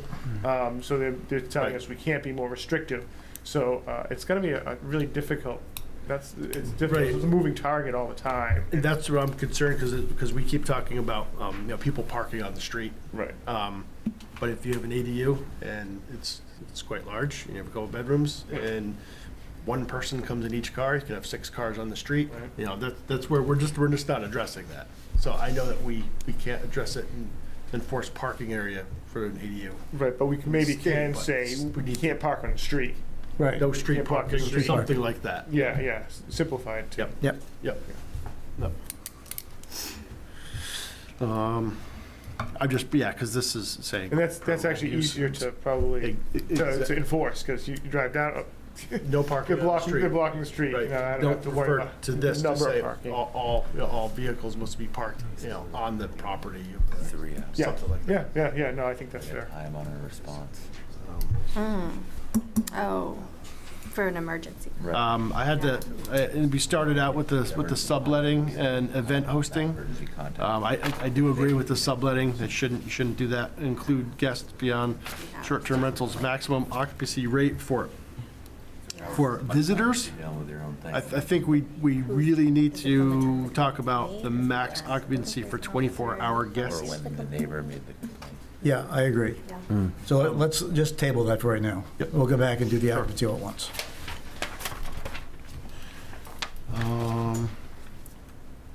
Yeah, I don't have a specific comment on section 5.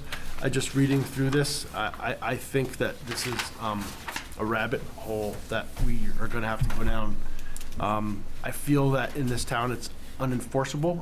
I don't think the CEO's jurisdiction is to enforce rowdy people.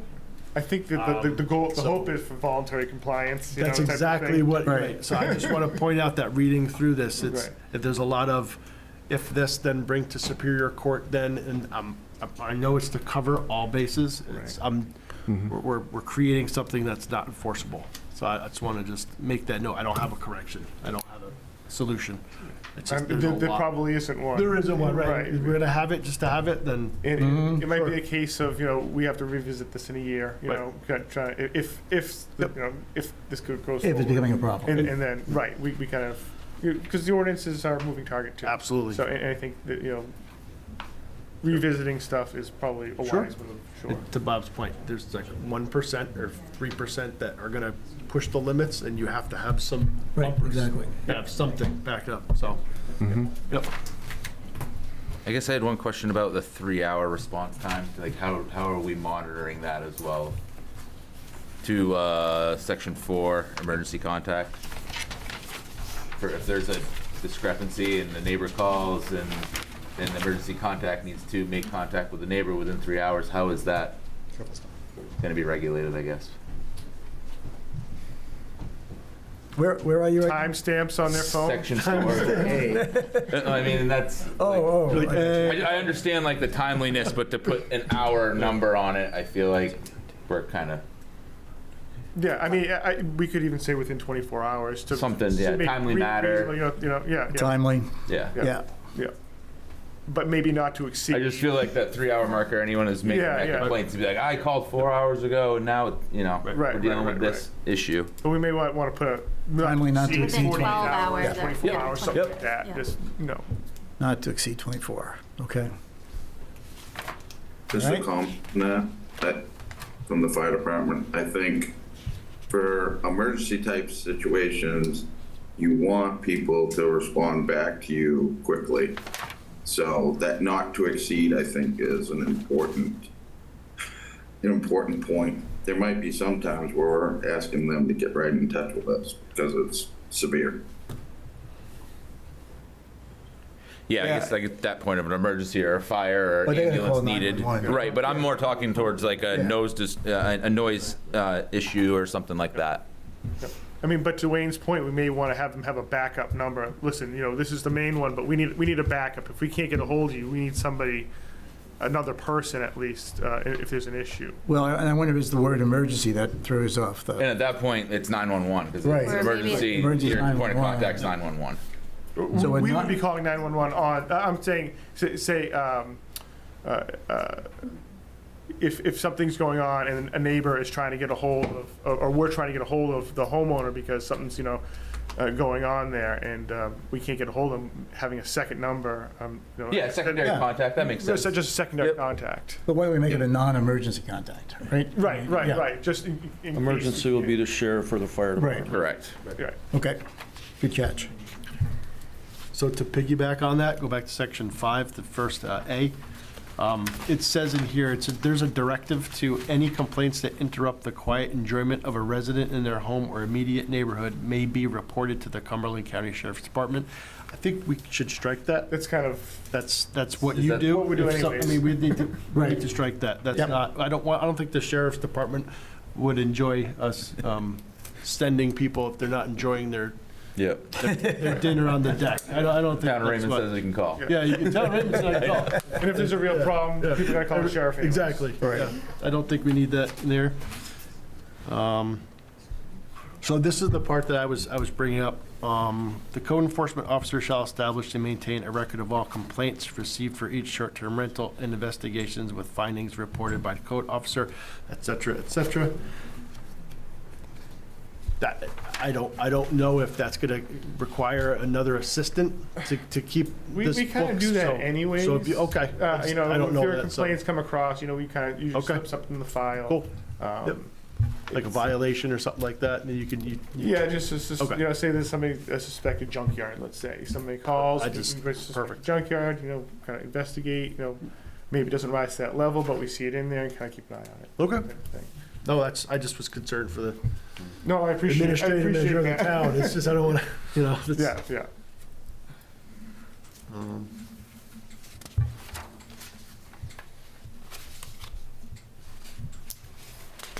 The last thing, believe it or not, board, is the last thing I'm going to say about this. The number of complaints, and B, suspension or revocation of registration. If it's based on number of complaints, Number and severity. I think severity in nature, the number. Type. There was, just reading some things, there's some notes being taken of certain facilities that it's everyday use. I don't think that needs to be a number. If you reported a use of, somebody on your dock or whatever. Right, trespass. That's not really Indecent, a number something like of that. complaints. I think it's severity. If you're, breaking a law, if you're not, a non-compliant activity, sure. Threatening. Sure, but the number of complaints, since it's an ordinance, I think, my opinion, is that shouldn't be judged on, your re-registration rights or your revocation is based on the number of complaints. You can have one really bad complaint, and then that should be taken away. So, I think maybe section 7, talking about waivers, might be a section that's not necessary. We're really just addressing life safety, environmental impacts. If we're doing sort of basics, I don't know why we'd want to grant any waivers to people outside of those.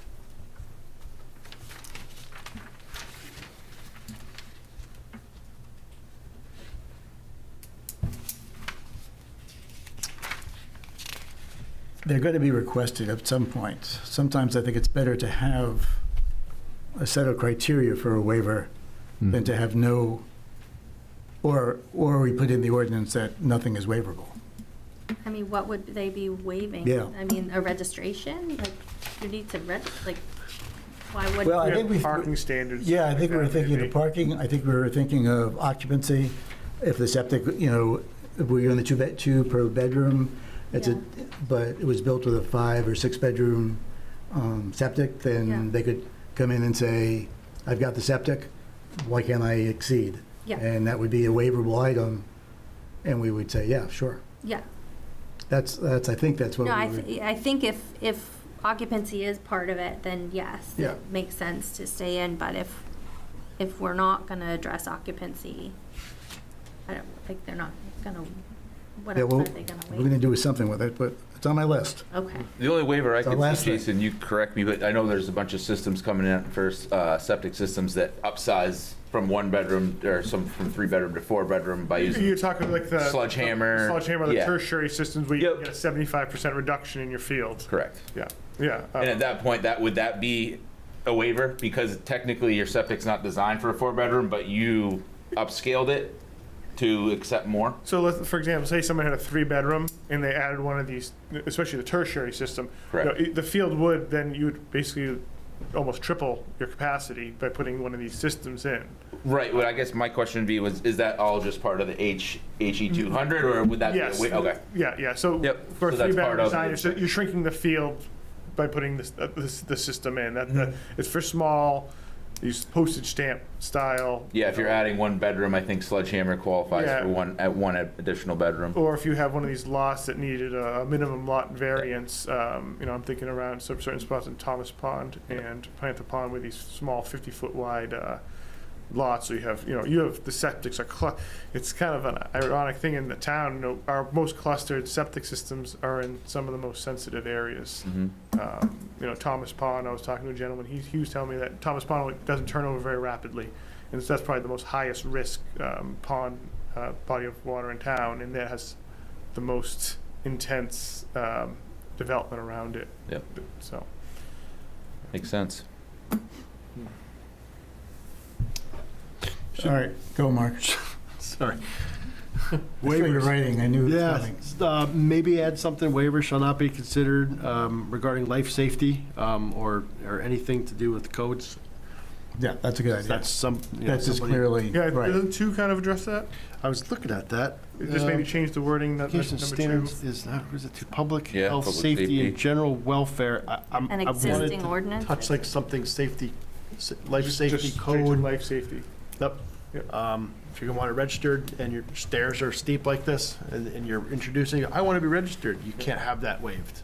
You have to fix the stairs, something like that. You have to have a 7-Eleven rise, and you've got to be up to code. Yeah. Basically, you can't waive a code just because you want to register your short-term rental. Yeah, that's fair. So. Yeah.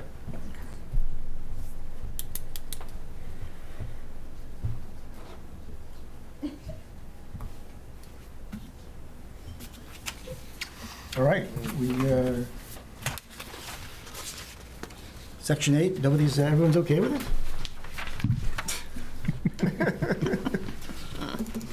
it? All right, let's go, let's do the big one here, the occupancy, and then we can move this along. Here's, my thoughts on occupancy is, I think the two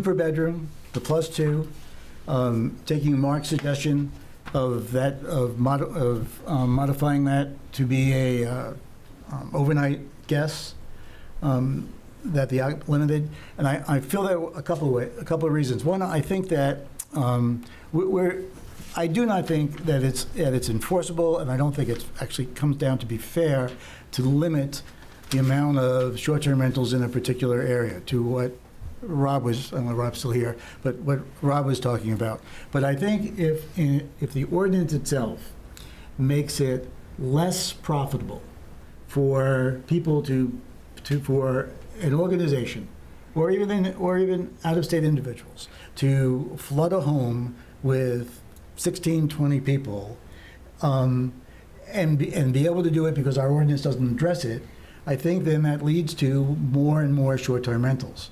And I don't think it is an undue burden to, and I just looked through the ordinances that Sandy gave us, and that's in there, two per bedroom. Casco has 2-bedroom plus 2. I think the 2-bedroom plus 2 with the overnight being those overnight guests, again, to the septic system, as a number of people have mentioned, you know, and Mark, you've talked about it's not just a family that has the occasional, you know, friends and sleepovers and kids sleepovers. It's the constant turnover of a large group of people into a home that really does not care too much about how long the shower runs or the amount of water that's being used or what's being put into the septic. They have a different view of, and it's not, I mean, it's not wrong, it's just, you know, necessarily wrong, it's just natural. You have a different view of a rental property. Remember, you guys aren't old enough, but you used to be, you would, you know, when you wanted to fool around, you'd go out and rent a car, and you'd drive that car into the, I mean, that was my age group, but That's what I'm saying, you never purchase a used yeah, you never did, right, you never did that, you know, you can't, now there's all sorts of things you can't get away with that. But back then, you could get away with it. But at any rate, that's kind of the same kind of approach that, you know, I think is fairly just kind of ingrained in a rental property. So I see nothing at all wrong with going with a two-person per bedroom with a +2. I think it's generous, and limiting, as Mark suggested, the verbiage to be overnight and not, you know, just all day long. Okay, and then, I mean, in a case where somebody maybe has overbuilt the septic system for They got the the size waiver. of the house or something, they get. They have the waiver option. Yeah. Is that okay? I mean, I like that. Okay. I like that as well. All right. Okay. Then, are we ready to put this to bed, or do you want another cut?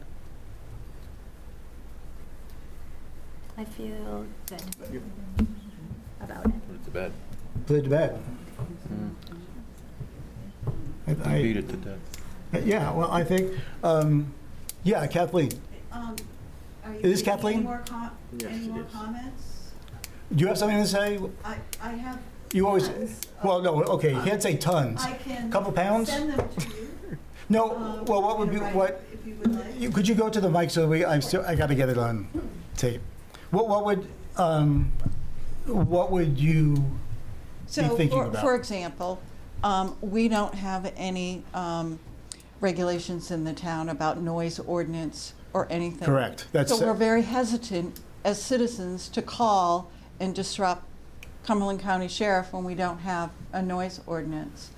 You know, I've been a victim of this where the short-term rental that is next to me is not really a short-term rental, it's an event venue that they're calling a short-term rental. So, you know, I have 50, 60, 100 people. Yeah, let me just interrupt you. The So noise I don't- ordinance is on our list. Okay, To be good. addressed separately. Right. Not to be addressed as short-term Okay. rental, because it would be applied to the whole town, not just to short-term rentals. I have some comments about the waiver provision that's in here. It feels very vague. I've gotten comments from other people. It doesn't feel like it's specific enough. There's no process mentioned. What would be the process? Is there an application that would have to be filled out for a waiver? Would that require notification to the town? Would there be a hearing? Similar to like would it go through the Zoning Board of Appeals for a waiver? Would it be this Planning Board? What is the process for a waiver? What are the specifics? That's a You good have, question. some sentences in here that I have some comments about, and I can happily Okay. send you. Yes, you can that. send those. The other comment I have is on the registration itself, where it says full name.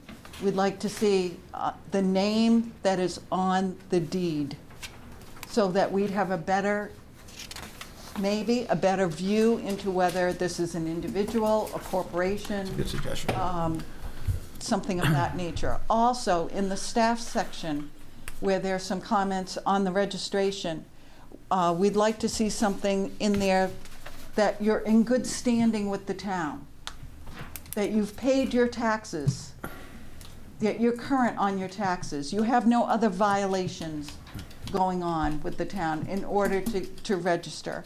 So you're in good standing with the town.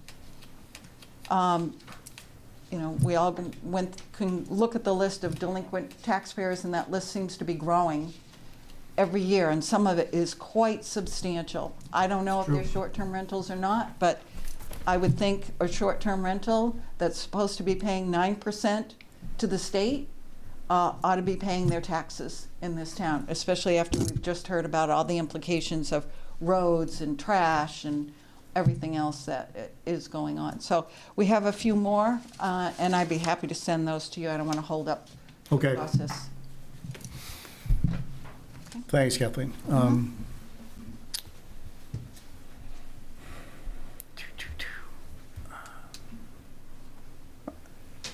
All right, so if we're going to make changes, we can't given this is still send it. Is this still open comment? Yeah, go ahead, Mark. I would just say on the occupancy, as long as, I would say +4 is what I would do for the uniqueness of rate. Nice try, Mark, +2. But it's a heck of a good try. I think we should really be thinking about what is the right model here, and regardless, I think it should be up to the, if we're going to do a waiver process, the code enforcement should have discretion. It should not be that. The code enforcer should have the discretion to set the occupancy based on. I can go by the state rules, so then I would say the +2 is off the books. Yeah. So now you're done. Now you're down to 2.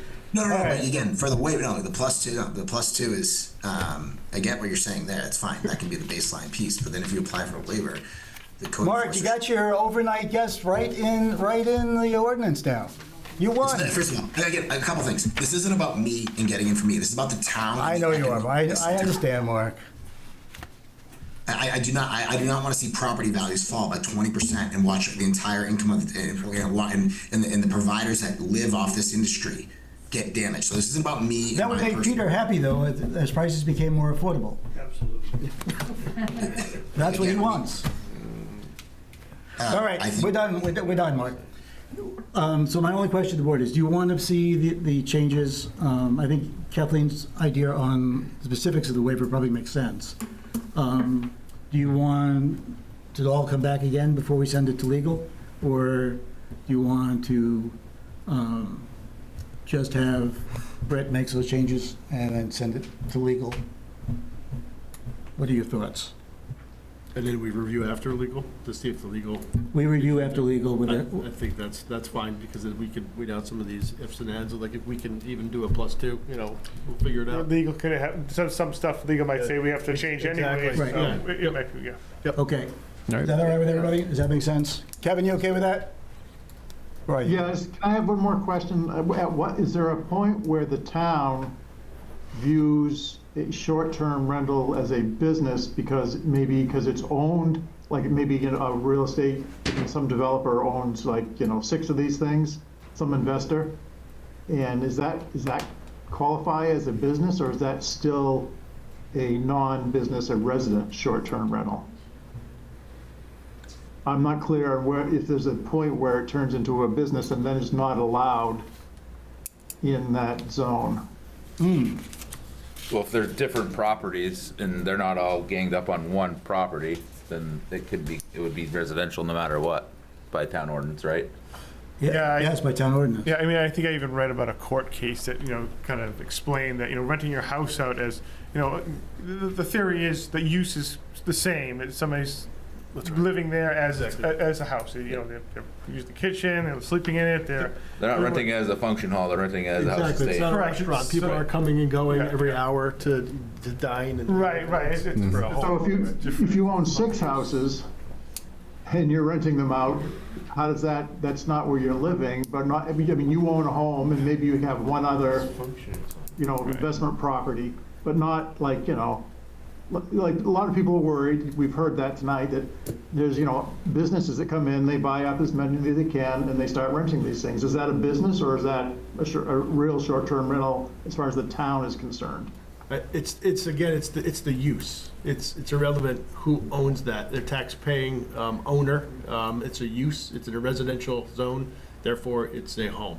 And they're paying taxes on that They're income. paying taxes on it. So, But you know, It's a Kevin, use. Kevin's got it's a good idea in that if we limited, we could go about it by limiting the short-term rentals by any single owner to 3 or 4, whatever number, would also help in alleviating what Rob was saying, the block of homes becoming all, all short-term the rentals. creep, if you will, like the creep. The creep, right. Yeah. I Or you could escalate. First Airbnb you have is X amount. Second Airbnb, more. Yeah. Then at least you're de-incentivizing buying more because it's going to cost you more for that every single one you do. Right, that makes a lot of sense, and it's also becoming more of a business, so That it way should you're cost you not more. limiting. You're just not saying you can only do 3, but you make it so Good idea, it's more Kevin. expensive to do each one. Just a thought. I'm just throwing that Can I out. comment on that? Who is that? You, Mark? It's Derek. What? Derek. It's Derek. I don't know if you can hear me. Oh yeah, Derek, right? Derek, yep, go ahead. Yeah, quick thing on that. Like as a real estate person, somebody that wants to do that, they're gonna their attorney is going to have them register all those properties as LLCs and individual LLCs anyway. Yep. So I don't think you're going to catch anyone There's with 6 loopholes to it. properties doing it all the same. It's just Yep, you're right. it's not gonna happen. And to that point, if you had someone that does a really good job at their VRBOs and takes care of it and is involved True. in the community, do we really want to limit them or make them pay more money for something that is They're doing a good job making the community? Yep. All right, bad idea, Kevin. Yeah. They're checking all the boxes. They're paying their taxes. They're Yeah. keeping care of the property. Right. All right, time is running here, and I want to get to the marijuana, because I think that'll be I'm not sure how long that'll be. So at any rate, so we are going, Kathleen, you need to get that to us fairly quickly? I can get it to you tomorrow. Okay. And then, Brett, if you'd look for it, if it's nothing really, if it's easily workable into what discussion, then we'll proceed with legal. If it looks like, or I'll be able to read a copy. If it looks like we need to come back, then we'll come back Sounds good. and hold it. Okay. On. He's zoning board guy. Go ahead. What? David Murch, 2 Canal Road, Raymond. Just on the draft ordinance, there's some pages that are not marked as draft. So, like the application, I'm just concerned at some point it could get printed off and submitted and look like it's real. Oh. So they're watermarked as draft. Some of the pages are watermarked as draft, some are not. You waited all this time for that? Well, I'm hearing you talking. I just kind of noticed it actually. So. Thanks. Sure. For the applicant information, should it be the owner instead of just full name, Yeah. property owner? Maybe a shown as deed. I did like that. Yeah. As on the deed. Yeah, that makes a lot of and that sense. kind of shows the right title and interest Yep. type of thing too. Yep. All right, Brett, you okay? I'm great. You writing? You ready? Oh, yeah. All right. The inspection and the bond. Can I just make one more? I mean, I just have to be persistent on this. So you're saying the whole town could eventually be just Airbnbs? I mean, theoretically. Theoretically. Sure. In a town like this that has the type of properties that, people would like to live in as a home are now going to be rental properties. I mean, I'm just saying, it's something that, changes the face of, that could theoretically change the face of the town. And I mean, whether or not they pay taxes, I mean, is that someplace we want to live? I think, so you have a suggestion? I'm just saying at some point, there should be a cutoff, and I think, at least some reasonable between the two parties, so that we can maintain some, vision of what Raymond wants to be. I don't disagree. I think that's valid, but I think the point being is we should let time and data and watch this unfold, tell that story, rather than enact hastily thought through legislation. We just don't know. we're saying, we don't know how many corporate, again, all these we don't have the data. The town should go do the work as part of this. We'll have registration data, and the data will answer it. If we have 700 rentals, we'll know. So should we set something there that has a number of cutoff when something else will kick in? So that says that we're actually thinking about it. So, I mean, as a percentage, I think the problem is that we don't have how do we get all that data to make that cutoff? Because we're gonna register supposedly all this stuff, and so when we say the registrations exceed a certain percentage of the available, homes, that's where we see that things are flipping over. If we establish 25% cutoff, let's just making this up, 25%, and we do the data, we do all the numbers, and we find out that 27% of all the homes in Raymond are short-term rentals, do we then eliminate 2%? So that's why I do feel that we need to gather this data, and I know that there's hidden people out there who aren't going to register and we're not going to know about, and that goes with anything in life. But I think we need some solid data to figure out, what comes out. If it's 3% of the homes, then we can have a 5% kind of alarm that goes off, and we reevaluate where we are. But I think we got to set something now. It'd be a goal, like 25. Let's get the registration done.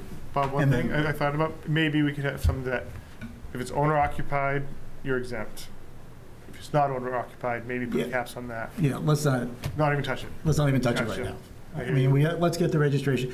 No, you're right. Kevin won't let us forget. Yeah, and I can tell you from experience, years ago when the building boom happened, we were all concerned about, Raymond is going to get developed, to the roof. We need to set caps. Yeah, a moratorium, and it was like, when you hit this number, we're going to reach the moratorium, and then we reached the number, and we got to raise the number. Right. So it's. I mean, I you could agree also with look at Wyndham. They did put a moratorium on single-family houses and developments. Now they're having apartment buildings. Yeah. So you get a trade-off. So let's not. We won't forget it, Kevin. It's in the books. We'll bring it. I think it's a living document. We're going to need to get back to it. Right, but the comprehensive plan kind of says this type of thing too, doesn't it? The way the vision that Raymond wants to be. So I think we need to kind of follow that a little bit. But or at least look like we're following it. We need the data. Taking the first step. It's definitely a concern. Exactly. Thanks. Sure. We're taking the first step. Definitely a concern. All right. That's it for short-term rentals. For now. Done. No more short-term rentals. Marijuana. Item 4. Emptying the crowd. Here,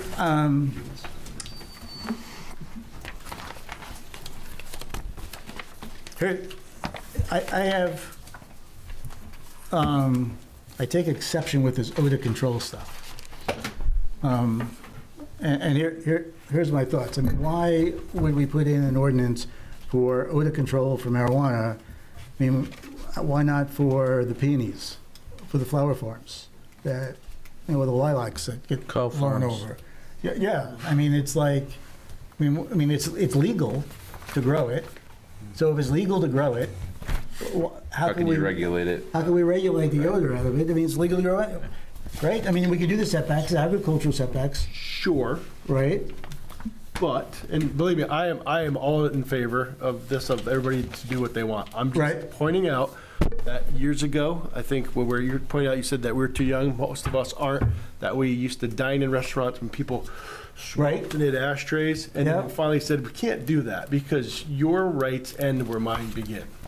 That's where this sort of line is that flowers naturally occurring, marijuana plants not naturally occurring. There is an odor that some people feel that it is intrusive. Mm-hmm. It's you're basically saying, since I have this right, then you have to deal with the outcome of my right. So that's kind of where. But if I have a lilac allergy and I'm next to a lilac farm that's growing lilacs, Is it that Lilac Farm's Sure. responsibility to? I understand, but then we go with all the senses, you know. Yeah. You have a house that's too bright, or Right. the house, sure, you could do that. But there are regulations about, someone says they want to hear a noise ordinance now. Yeah. And if it's, I mean, there's sounds, if you're offended by a sound, then you should put earphones in. It's the same, it's It the is, same yeah. thing. So we just have to make sure that we're consistent through all this. That's why I'm concerned about it. Just consistency. Yeah, you could have horses and it smell worse than a pot Sure. farm. Sure. Yep. So it's hard to regulate odor, right? Yep. I can't see it. What's up there, Jennifer? Should I go to? No, this is an important point. Very. You mean your others weren't? Well, I'm a little offended that you didn't take my bond ID and inspection ID. I was hooking you up there, Jason. I know. Well, we got two extra bedrooms. I thought we were good. Jennifer Danzig, 38 Pulpit Rock Road. The difference between flowers and marijuana, and I'm going to speak to this, is there are people in recovery. As somebody who owned private practice for outpatient mental health, substance abuse, treatment counseling, and who also had a national practice doing interventions. And we're all talking about, we're all old enough to remember, well, marijuana is a gateway drug for people. And it is legal and it's life-saving to some people, but to other people, it could kill them from the standpoint that that smell could trigger them, and then they could go fall off the wagon and start using other drugs, alcohol, etc. So that's why the odor is so important, because what Mark says, like, your rights can't impinge upon mine. This isn't about like, oh, I'm allergic to horses or hay or hydrangeas. This is like, this is my sobriety that I fought every day for, for 30 years. And I've lived in my home for 30 years, and somebody moves in next door and starts marijuana, and now I can't sit outside, open my windows, or else I have to move, or because my sobriety and my life is at stake. So that's why odor is important for the marijuana issue. So I'm not anti-marijuana, but you have to think about the people who are struggling every day, who are in recovery, and not try to trigger them and have them lose their sobriety.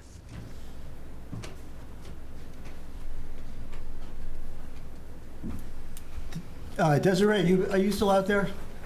Yeah, I'm still here. It won't let me raise my hand for some reason, but I'm Desiree Berry. I live at 156 Raymond Hill Road. I submitted a lot of supporting documentation for this, against this ordinance that you guys are proposing. So there's just 2 comments on things that were already addressed. Smoking is different than a smell. We all know we used to smoke in restaurants. Smoking is, like, the smoke itself is very bad for you. The smell of marijuana is not very bad for you. I'm so empathetic to people in recovery. I'm also a recovered alcoholic, so I definitely understand that. And we don't inhibit liquor stores in the town. We don't inhibit cigarettes in the town, things like that. Those are places, so I definitely get it. But regardless, if you put an odor scrubber on just medical cannabis caregivers, because that's what we're talking about right now, people can still recreationally grow their 3 plants outdoors, and that could still affect somebody who's in recovery. So as empathetic as I am to that, I don't think that that's part of this conversation. To the ordinance itself, I did submit 2 bills that had been, they both passed the Senate and the state. They're sitting on the governor's desk waiting to be implemented.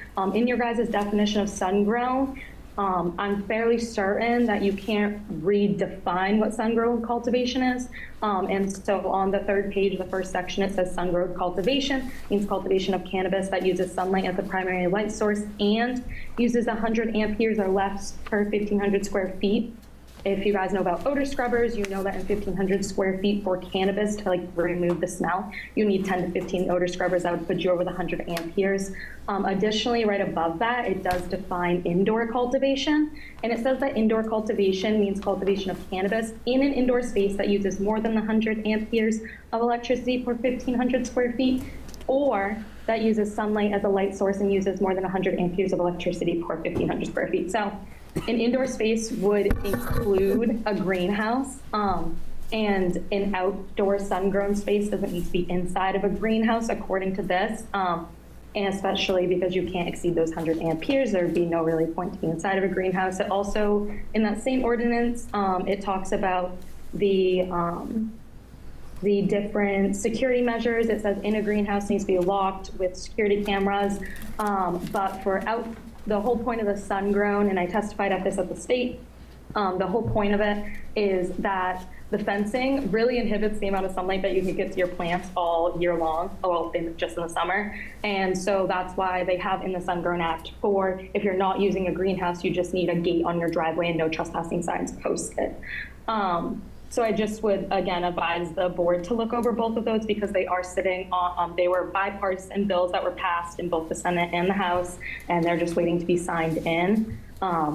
I do think that, you know, like it has already been mentioned, if we're going to impose odor scrubbers on one small industry in this town, I do think we should impose that as an agricultural ordinance. So horse barns, chicken coops, growing flowers, like manure piles, everyone would need to have odor scrubbers. Also, if you know anything about odor scrubbers, you know they don't really work. They don't even scrub like a fart out of the air, so they're not that helpful. And if you have to put them inside of a greenhouse, the dust gets kicked out. You'd have to constantly be replacing them. That would place undue burden on medical cannabis caregivers, which it says in LD 1840, a town cannot place undue burden on medical cannabis caregivers. So I just think it'd be important for legal and you guys to just take these things into accordance. And another thing that's really important to mention is who's going to be inspecting these. OCP and emergency services are the only people allowed inside of cannabis caregiver cultivation rooms unless you're a cannabis cultivator, medical cannabis like patient. So who's going to come in and say that we have the odor scrubbers because the code enforcement officer isn't allowed in there? And are we supposed to stop growing cannabis to allow them in? Make sure there's no cannabis on the facility because they're not legally allowed in there under the Maine state law. So yeah, those were just a few of the things. I submitted a lot of stuff, so you guys, if you had any questions, I could answer it. But I'd also be interested to know, based on what has been submitted to the town, there was only 2 complaints. You know, short-term rentals had however many signatures before you guys started to move forward with that. And I just think that a couple complaints shouldn't dictate a small farmers in this town, and also patients' access to, you know, cannabis. It is a really important life-saving medicine. I use it for my epilepsy. I put that in the thing that I'm a medical cannabis patient. And if I didn't have access to that, that's like my livelihood. It's the only thing. My providers are in on it. They all understand. And I just think that it's important that we allow fair access to medicine for patients in this community. And we don't discriminate against the couple cannabis caregivers because also, like, you're not allowed to know how many there are. We're protected. Patients and caregivers are alike. So I just think that those are some important things to consider. And who's going to enforce these policies? The code enforcement officers can't. So are you going to call OCP on somebody if they're growing their legal plants outside and they're a patient? You know, it's probably going to inhibit them from ever growing their medicine again. And I just think that this could be unfairly I guess, targeting like a really small demographic in this town. And that would be really unfortunate. So yeah, that's all I really have right now, but I submitted a lot of stuff to you guys, so hopefully you got a chance to look over it. Thank you, Desiree. You can breathe now. Yeah, thank you. Can I respond? Not yet, Jen. Okay. Okay. Let me know. So, thoughts?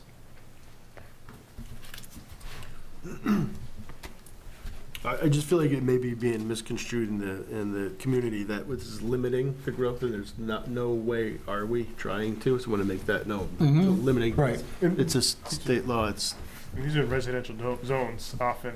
what I'm saying is, as far as like it sounds like, you know, reducing access to. And I don't want. It's the town where we're not trying to do that here. We're just trying to figure out how to make this work in the community. Just want to make that known.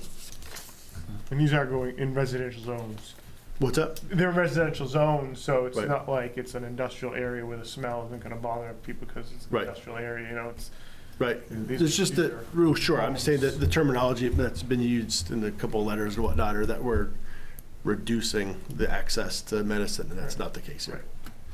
That's not the intent. No, not at all. No. Yeah. So they're going into residential zones is the concern. The complaint is The complaint is going into residential residential zones. So Subject to agricultural setbacks? I mean, Are you saying, do I think these agricultural setbacks would resolve the issue? Yeah. I think it would go a long way. Because right now you can put it right on the property line. Right, so, And that's kind of, and now with that new law, they're gonna be able to go from 30 to 150 plants. right. So, which is, a pretty big increase. So can we help the issue by just establishing setbacks? Just going with the agriculture, say 50 feet.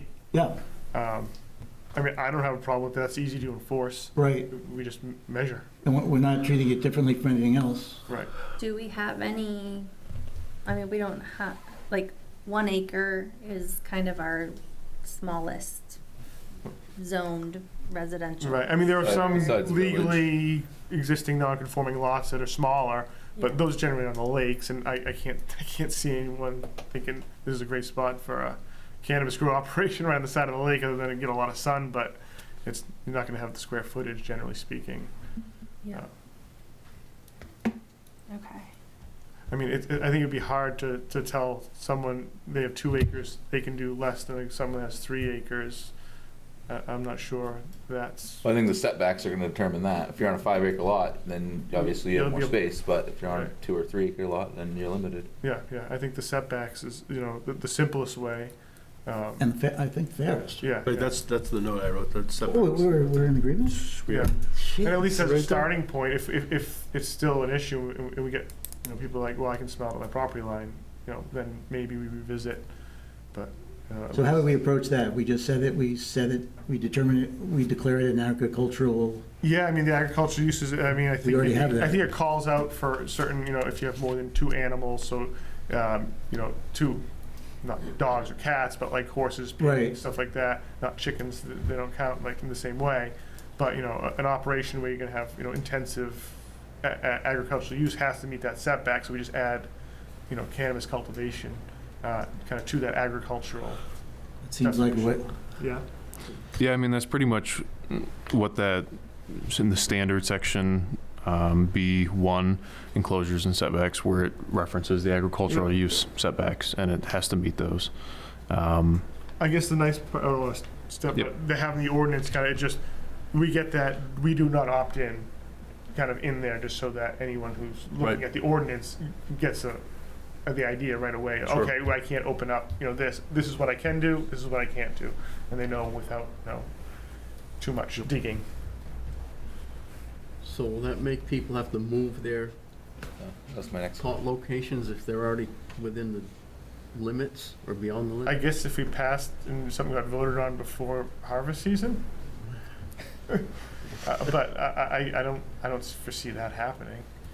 I mean, no, it would not. I don't think we're gonna have anything on the books before October, Right. And there's very little outdoor growing. so this would mostly pertain to next year, Mhm. or entirely, I would think.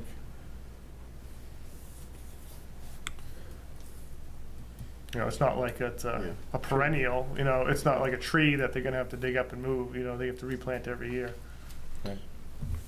So going back to the good neighbor thing, we're gonna get back to that. Well, how do we feel about maybe seeing if there's approval by abutters? I don't think we We'll can say do that no. because we can't disclose. Yeah, it's Yeah. Privacy Is it Act. HIPAA? Is that It's- supposed to be HIPAA? It's Is that- medical history, so, But it's agriculture, so. but not for cannabis caregivers, because there are They're ones that caregivers are for authorized to medical grow. reasons. Right. So that's all, information, not public. So then we can't assign a setback to that then? Not Okay. just for cannabis, but agriculture, yes, Yes. that they have to perform by those. Okay. Yeah. Desiree, you Is there still any way to there? set a- Yeah, I'm any way to still set here. a- Oh, sorry. Go ahead, Kevin, I'm sorry. I was just gonna say, is there any way to set a parts per million standard? Oh, on odor. We would need like I a don't think sniffer so. machine. A couple of good dogs. Nasal ranger, is that what it's called? I've seen something, I'm sure it's extremely expensive. It though. is expensive. Whoever has one. We get a couple of retired TSA dogs. There are machines you can get that measure any gas, and I'm just saying, if you want to set a parts per million, somebody complains, then you can go out and get, you can rent it or lease it or have somebody come in and measure. May I chime in again Yeah, on please. this? So that again would imply we would be using odor scrubbers, and again that would put us over the 100 amps of the Sun-Grown Act, because for 1,500 square feet, which is what it says in the Sun-Grown Act, you can't exceed 100 amps. You need 10 to 15 odor scrubbers in that square footage to be under a parts per million. No, I think So You would have to so maybe disperse them more or move them to a different location. yeah, but that would take, so we pay, cannabis caregivers pay $200 to have a sun-grown license on top of their $1,500 fee that they already pay to be a medical cannabis caregiver. And in that, it protects their right to grow outdoors under the sun, not in an enclosed structure. So it would be limiting the plant count, which the town can't limit your plant count. That's state regulated. But Desiree, declaring it an agricultural product and going with agricultural setbacks that the town already has in place would not be adversely impacting. No, the 50-foot, I 100% agree with the setbacks. I think putting the setbacks like as the agricultural use, but as long as we're clear that like there are certain laws that the state puts into place and the protection of like how many plants you can have, how you can grow them, things like that, that's state regulated, not town regulated. And I just think as long as we're doing that, but I think the setbacks are completely reasonable to have. I don't think you can make them be enclosed, so that's the only thing, because under the Sun-Grown Act, you don't have to be inside of a greenhouse. You can grow outdoors, not inside of a greenhouse. So that would just be one of those things, which we are working with our lawyer to figure out exactly how that would work. But okay. You could still grow as many plants, but if you grow them in a wider or set back further, the parts per million will go down as it disperses. I think that would fall under the undue burden on cannabis caregivers, because you can only grow within 1,500 square feet outdoors. So if I had to set it back in my I'm already 50 feet from my property line, 100 feet from my neighbor's structure or home or whatever, and now you're making me set it back even further, but my property line like ends at a certain point, now I'm abutting more property lines, like that's putting, I think, a lot of tight restrictions on it, where it's like hard to, what if the wind blows? Like what if the wind starts blowing in one direction when they come read that? And also, how are you going to enforce it? Because you can't hire someone else to come do this. And I can tell you right now, OCP is going to tell you that they're not going to do it. And none of those people can be around the cannabis if they're not a caregiver, OCP, emergency services in an emergency, or a patient. So they wouldn't be able to come onto the property to read that under the law, under the main state law of who's allowed in those facilities. They don't have to be in the property. What I'm saying is if somebody makes a complaint, maybe it's up to the citizen that's complaining to get the measurement of the parts per million. They would have to do it off of the property from the caregiver. They can do it, That would be on their property, on the citizen that's making the complaint, on their property, what they are being subject to. That would be different. I don't think we got to put that in a regulation. I mean, No. if somebody They can leave it up to them. determines they feel it's a nuisance, let them hire A lawyer. someone to come in and get a Yeah. lawyer and Yeah. At their own address expense. it that way. But, yeah, don't right, think but we're I'm gonna- saying, okay, somebody makes a complaint and says this is unreasonable, they have the physical data to back it up, then what does that mean? Do we have anything in our ordinance for that? No. It'd be a I civil feel like that would be a Yeah. personal grievance. Yeah, civil matter. Civil matter Yep. to the state, one or the other. It's my favorite term. So then the town should say that if something like that is referenced to the town, you make it a civil matter and make the recommendation they need to go to the state. Yeah, when Jason gets the call, he'll tell them. Sure. Go to the Okay, that's state. fine. I mean, I just want, people need to have a set of things they can do when they come to the town, not just, oh, we don't deal with it. Yeah. Good point. It's a tough one because in a residential neighborhood, it gets tricky. Mm-hmm.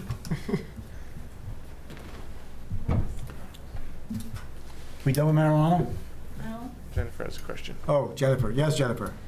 So You gotta be quick, Jennifer 'cause I'm Danzig, by 38 your Pulpit Rock Road. So I thought the growing marijuana in residential zones was under our home-based business ordinances.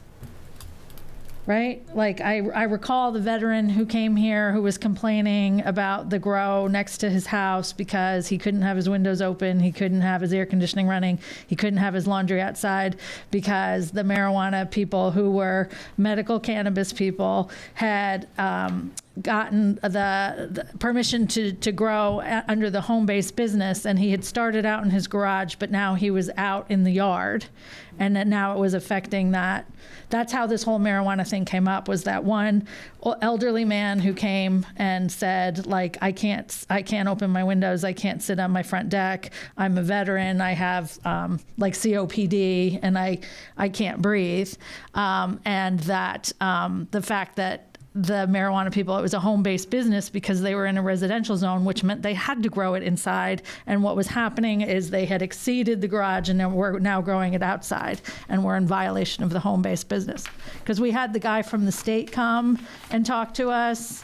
Was that the select board and not the planning board? The select board. Oh, that was, oh, sorry, guys, I go to all your meetings. So that was the select board. Yeah. So I guess the issue is that because it's in a residential zone, it falls under our home-based business ordinances. And the marijuana expert from the state of Maine said that our local laws can trump the state laws under that, where we have a home-based business ordinance, so that if they are growing outside of the garage, then they're violating the home-based business ordinance for being a medical cannabis provider, because they have clients come to the house. It's a business, it's in a residential zone, so it's a home-based business, so that it had to be in the garage. And once it came out of the garage, it was violating our local ordinance, which the state marijuana expert guy who testified in front of the select board said, now as a town, we can violate him because he violated the home-based business. None of this sounds familiar to you guys. Okay. Can I chime in on this? Because I was on Zoom during that meeting. Sure. So that was prior to LD 1840, the Sun-Grown Act being passed by the Senate and the House. So now under those, you can't. Medical cannabis caregivers, as long as they're following OCP regulations, are allowed to cultivate from their primary residence under home cultivation. And so the town can't tell them, and under the Sun-Grown Act, they can't tell them that they have to be inside their residence for that. So those were the purpose of those being passed. And like I said, they're just waiting to be signed in by the governor, but they were bipartisan, so. That is accurate, but I also just want to make a statement that it does, the Sun-Grown Act, sun-grown cultivator means a caregiver who cultivates cannabis plants in the flower stage without the use of artificial light. Subsection 6B, an indoor cultivation area or an outdoor cultivation area. Both are acceptable. I think it was just said here this evening that an indoor is not acceptable, and it absolutely is. It is acceptable. We could go that route if we wanted to without air scrubbers, but I just want to make that note. I'm sorry, which section are we on? Take it off the table. Section 3. An indoor cultivation area must be enclosed and equipped with locks and other security devices, et cetera, et cetera. Then the last sentence, an outdoor cultivation area must include reasonable precautions, et cetera, et cetera. It indicates an indoor or outdoor facility for a sun-grown cultivator is possible. It's not just an outdoor. I don't want to misconstrue that it can be indoors, it can be a greenhouse setting. Just read through it. So then our ordinance could limit in residential areas that it be indoor, so it doesn't impact the neighbors. Could be, absolutely. I'd be for that. But, so what about under the Sun-Grown Act 28B MRS subsection 108-A, where it like defines sun-grown cultivation? It says use of less than 100 amp-meters. And then it defines indoor cultivation right above that, which is what includes greenhouses and indoors. So they do differentiate in that between what sun-grown is and what indoor cultivation is. It qualifies indoor or outdoor on this document that you provided. I just think if it's indoor and it's a greenhouse, you're still getting the sun from the greenhouse, and it's limiting the odor to your residential neighbors. Right, electrical current for anything. So even if you didn't do the odor scrubbers, you still are containing the odor within the greenhouse. I mean, it's better than technically, nothing. yeah. especially when, for some people, the medication's life-saving, for others, Sure. it's putting their lives at risk. So I think you have to, again, where do your rights end and mine begin? Right. Like, should I have to move out of my house of 30 years because my neighbor is, growing sun-grown marijuana and now, and Okay, Jennifer. the excuse with the liquor Jennifer. store, I can avoid liquor stores. I can't avoid my neighbor growing pot next to my yard. Mark, you okay with what? Sure, absolutely. No, Okay. I just want to clarify that because it sounded like that wasn't an option. I just want to make sure that the board and everybody knows that in this, it is an option. It's not a viable option, but I'm just saying it's there. It was made, it wasn't. All right, so I think this one you could definitely send to legal. We're gonna strike the odor scrubbing part. Yep. Is that all right with everybody? Yeah. Yep. Kevin? You okay? Yeah. Okay.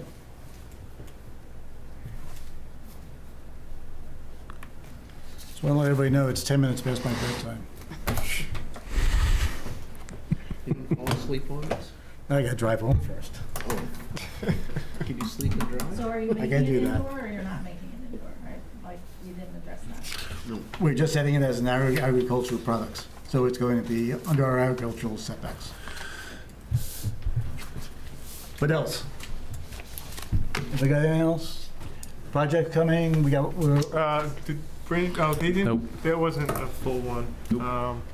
but I think it was just the application was missing, but It was just comment response materials. It wasn't a full final plan submission, so that won't be. it won't be before the board then. Nope. Okay, so it'll be, I doubt we'll get either of these two things back from legal for the next meeting. No, the only thing I think we didn't address, I don't know if we want to, it would be the banquet hall Yeah, that's type a thing, big but I think that can wait. That can wait. Its own Save animal. that for event That's a big Oh, yeah. thing. and noise. That'll be a fun one. Yeah. We'll need the banquet after that. So that's it. We need one more motion. Move to adjourn. Second. All those in favor? Aye. We are done. Thank you, everyone.